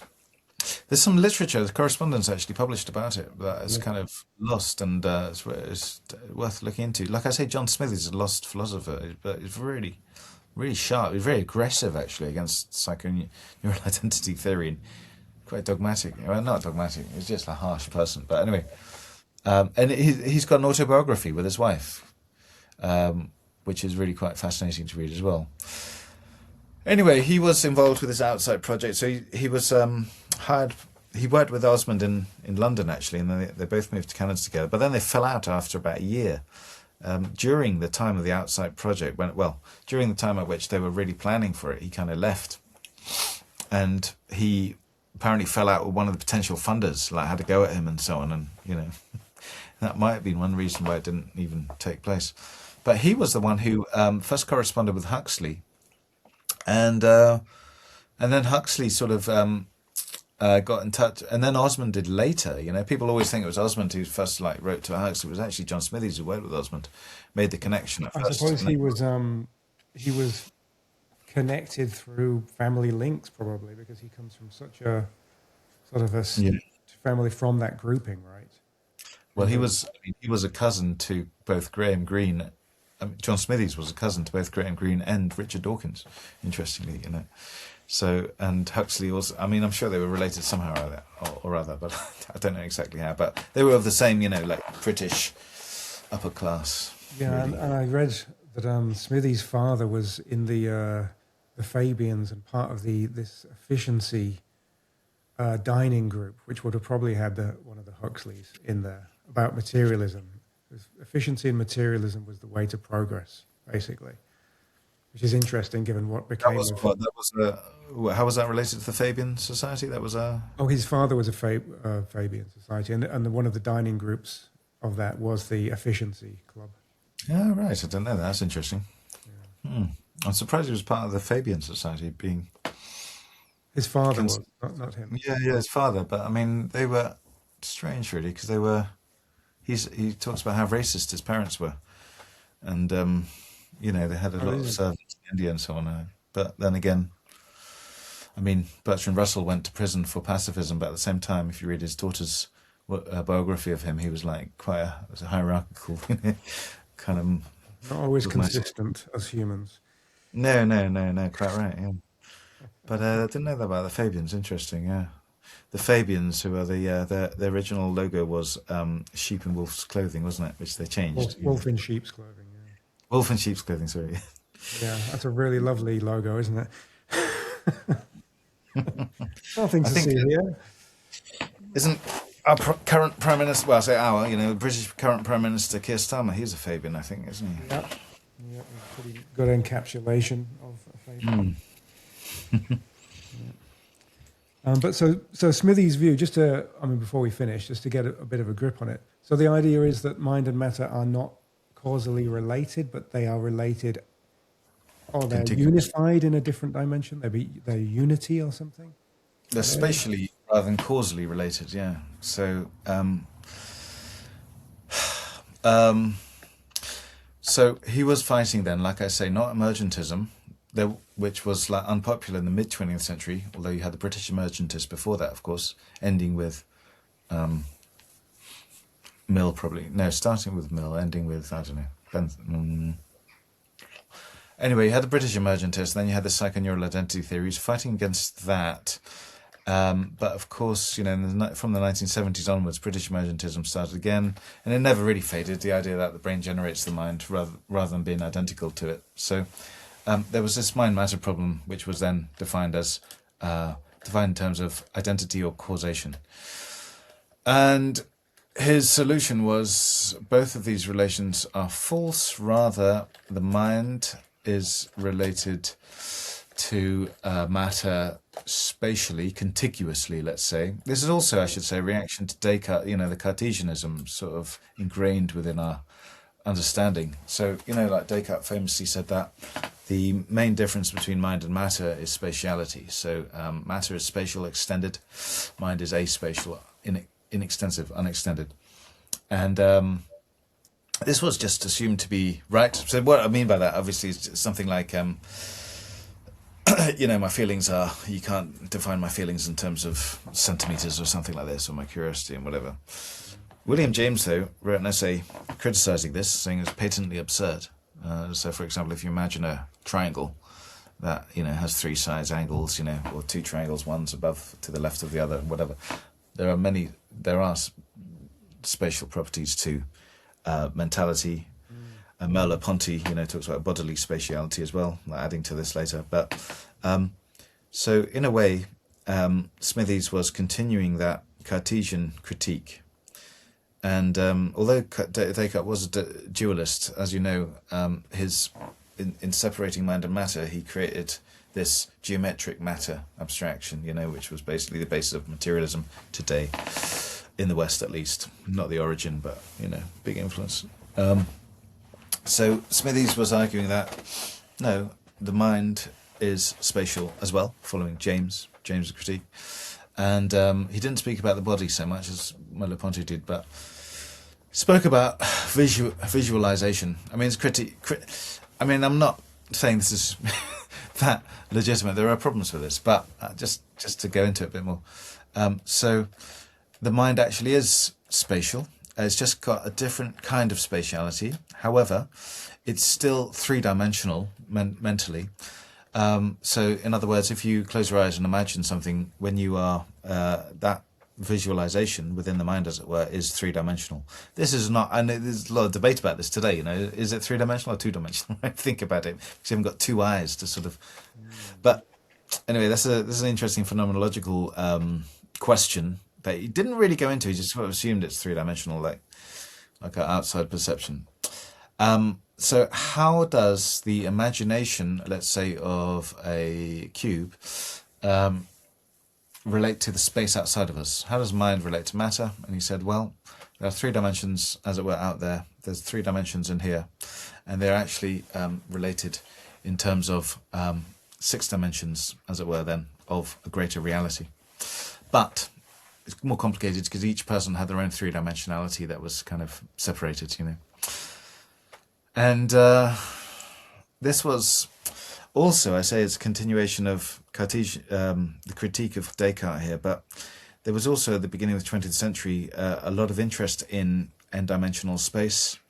So you got it in H.G. Wells' Time Machine, I think this is like 1895, before even Minkowski, Einstein, theories of relativity, where you correct me if I'm wrong. But anyway, the ideas were floating about. And Charles Hinton wrote a book about how to actually induce n-dimensional, by which I mean fewer than 3 dimensions, more than 3-dimensional space.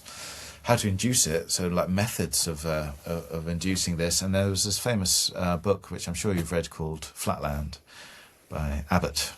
which is about this two-dimensional world. Protagonist was a square, and it was kind of social. So women had fewer dimensions to them. You know, they were spike lines basically. Policemen were lower class, 3 dimensions, and so on. And the priests were circles. You know, or like. But anyway, one day this 3-dimensional sphere comes down and drags Square, the protagonist, out of the flatland. Psychedelics. Yeah, well, it's it's very psychedelic. I mean, when you read it, I don't think Abbott. I don't think took this, but I mean, you make the analogy quite easily. He says, behold, this is real reality. This is 3 dimensions. You've lived in this like lower dimensional reality, but here. So all you have to do when you understand the difference between flatland 2-dimensional and 3-dimensional differences, then you think about 3 dimensions as opposed to 4, and then you can drag yourself out of that, at least conceptually. The question is very interesting. Again, phenomenological question. Can you actually visualize more than, maybe visualize not even the right word, because you can get tesseracts and so on.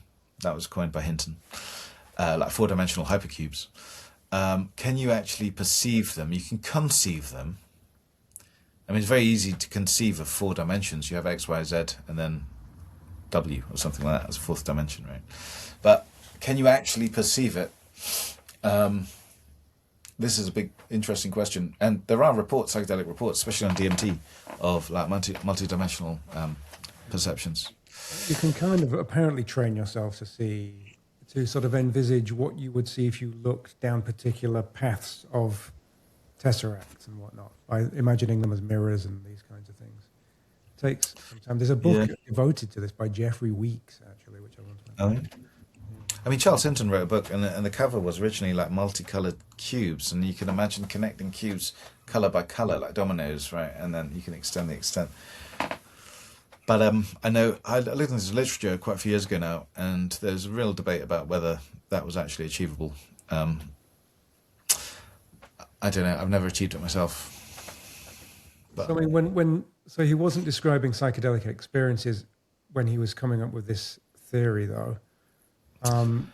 No, it was more intellectual. But at the same time, he did write an essay about mescaline, and the two were not explicitly combined, actually. But one gets the idea that one was sort of influential. It's kind of causally influential in this case, inspirational rather to the theory. But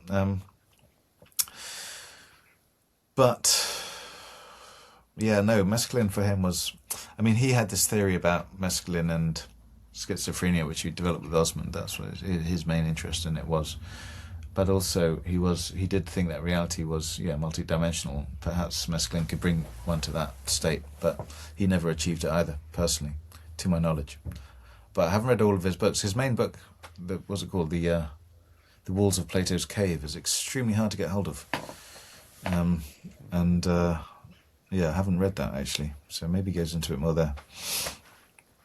Yeah, I mean, on those, I will finish in a second, but it's just curious that you mentioned the schizophrenia models, which were very interesting. So the idea obviously was that things like LSD and amines in general would offer a model for schizophrenia. And schizophrenia, we usually think of it as a very delusional state of mind, but it's odd. You've probably seen this. Schizophrenics are the only group of people who do not see the illusion. They see through the illusions of things like the concave mask, looking like a convex mask, like a normal face. So they will see the hollowed out Charlie Chaplin mask, for example, that Richard Gregory, the neuroscientist, has on his website. They will see it as a concave mask. They won't see the illusion. So they're non-deluded in their perceptions in many ways, which is very strange, because then the idea is that LSD is supposed to also remove remove the filters so that you're seeing the world more as it is. So there's maybe an interesting set of experiments to do there, right? Which is, if it really does model schizophrenia, to try subjecting people on things like LSD to illusions, optical illusions, to see whether. Yeah, no, that would be fascinating. I mean, like the experiments giving LSD to congenitally blind people. I mean, the interesting thing there is, if they did see colours, would they have words for it? Would they be able to recognise it even, right? or people with aphantasia. Another interesting one there. People who can't imagine an apple on their palm or something like this. There's loads of interesting experiments one could do. Some are being done. They're doing experiments on telepathy and acid at Imperial College. Yeah, I mean, they were in the 1950s. I have a book on this actually. They were in Russia. Some Russians were doing LSD telepathy experiments. I can point you to books if you like. They exist. They were doing all sorts of these same things back in the 50s. Like CIA were, right? So MK Ultra, they were doing all these kind of fascinating experiments, but ultimately, apparently, led to unpredictability. So it was deemed not. And also were quite evil. Yeah, as well. Yeah, they were spiking each other. Yes, incredibly. As you know, then the CIA agents were spiking each other's drinks. Just seeing how that would go down. Well, until somebody jumped off. Somebody died, I think. Yeah. I mean, quite horrific. Maybe get somebody on at some point to talk about those. Well, yeah. There's also, I mean, there's the whole other thing we haven't discussed is, of course, psychedelics in relation to, well, we touched on it, going beyond good and evil, and nihilism. That's Octavio Paz, the Nobel laureate, wrote about this in relation to Nietzsche. Russell did.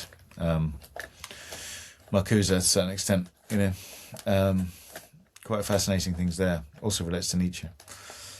You can give a final statement on this if you want. I was going to ask you if there's anything we didn't discuss that you wanted to discuss. Okay.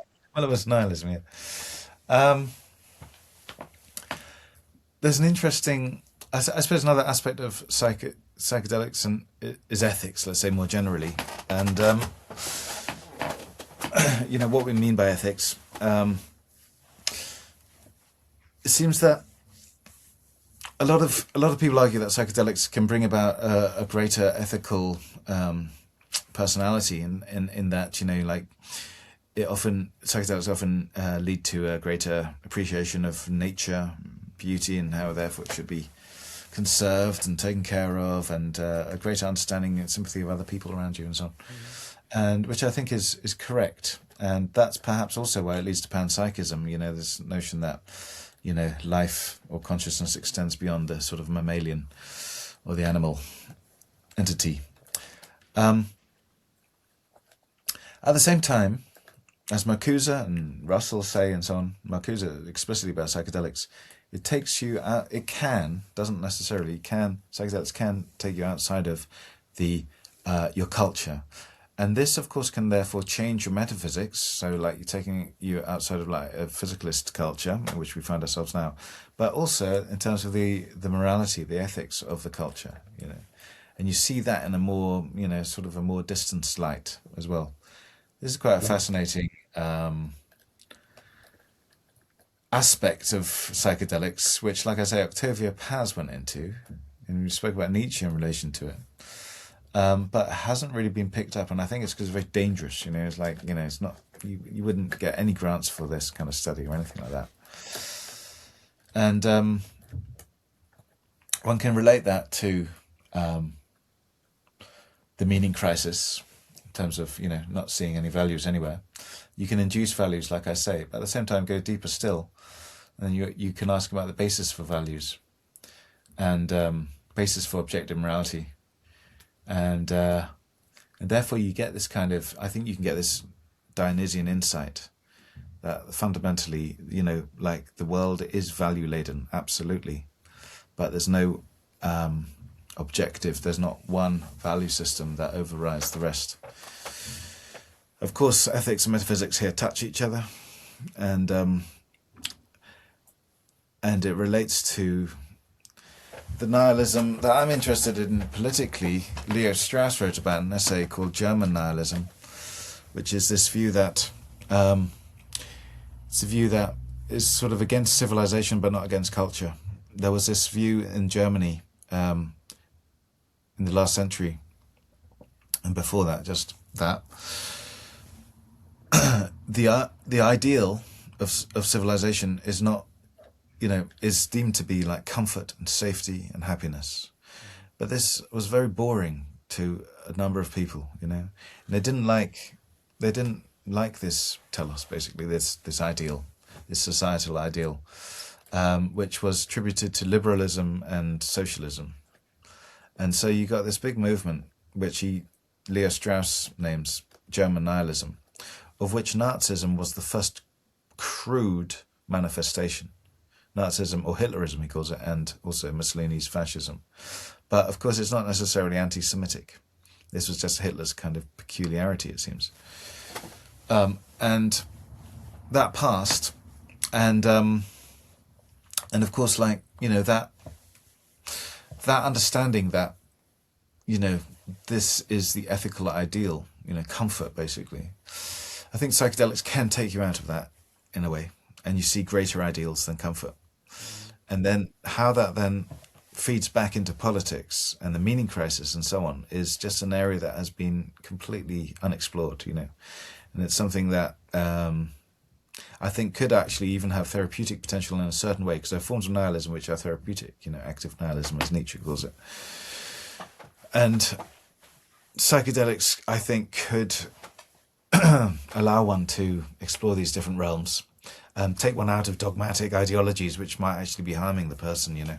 This is a great, you know, a lot of people think Nietzsche's a pessimist because he kind of talks about transvaluation of all values, right? Reevaluation of all values. But actually that can be very liberating for some people, that they're sort of emancipated from their cultural inculcation, which is causing a lot of harm to them.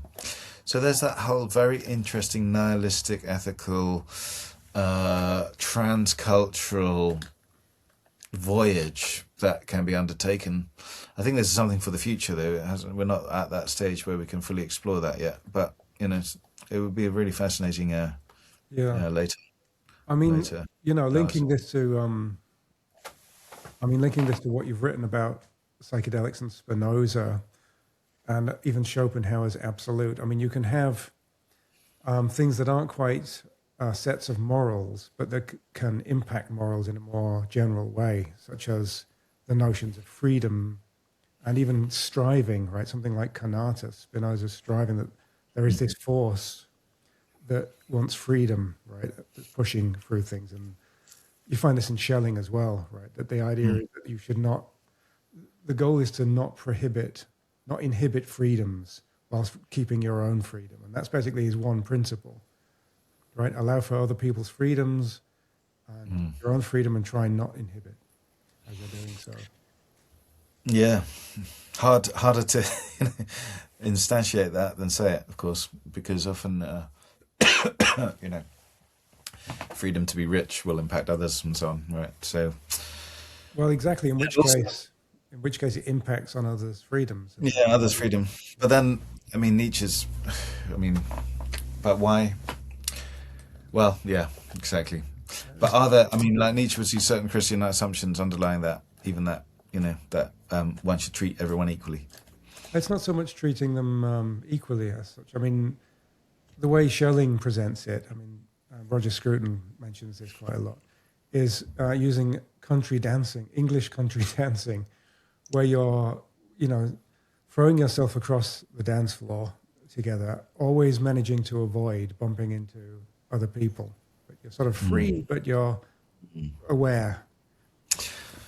I can understand that in an aesthetic sense. And again, coming back to Nietzsche, he says that, you know, to really become master of an art, you have to limit yourself to a certain, you know, medium or whatever. Yeah, absolutely. And that's where you gain the most mastery, which Spinoza and Nietzsche both equate to freedom, essentially. You know, in other words, you're not determined by others through limitation. I can understand that. But yeah, anyway, these are interesting questions, and Well, yeah, we will look forward to you writing about them, as I'm sure you will. Do you have anything else to plug, or anything coming up that you want to mention? Well, my Bloomsbury book, Psychedelic Manual, which has been delayed a bit, got that coming out hopefully 2026, and then the Metaphysics psychedelic trial linked to that. Hopefully, we need funding for that, so if you are a funder, please email me if you're interested in this. And what else? The Mind at Large project I should definitely mention, which is, you know, so the word, as we've discussed, stems from Huxley, Bergson, but it's broader than that. We've got this thing going on, a 3-year project, starting at next university in mid-April, online and in person. We've got McGilchrist joining actually online, and Freya Matthews, the panpsychist, people like this. Matthew Siegel's part of the committee, in fact, etc. et al. Anyway, that's a conference going on. So mindatlargeproject.com. Check that out. And is that just psychedelics or beyond psychedelics? No, it's not actually. It's hardly psychedelics at all. That will be like a later conference. This is more about Mind at Large as a sort of, basically trans neuroessentialist. In other words, going beyond looking for consciousness beyond the brain. That's what theoretically. So pantheism, panpsychism, panentheism, extended mind, even machine consciousness, AI cognition, stuff like that. And then, of course, we've also got Breaking Convention. This is the Europe's largest psychedelic conference, happening in London for the one-day event happening in May 2026, and then it's happening in Exeter again 2027. And that's enough for now, I think. Yeah. Okay. Thanks very much, Peter. Thanks a lot for that. Thank you, Dean. Good conversation.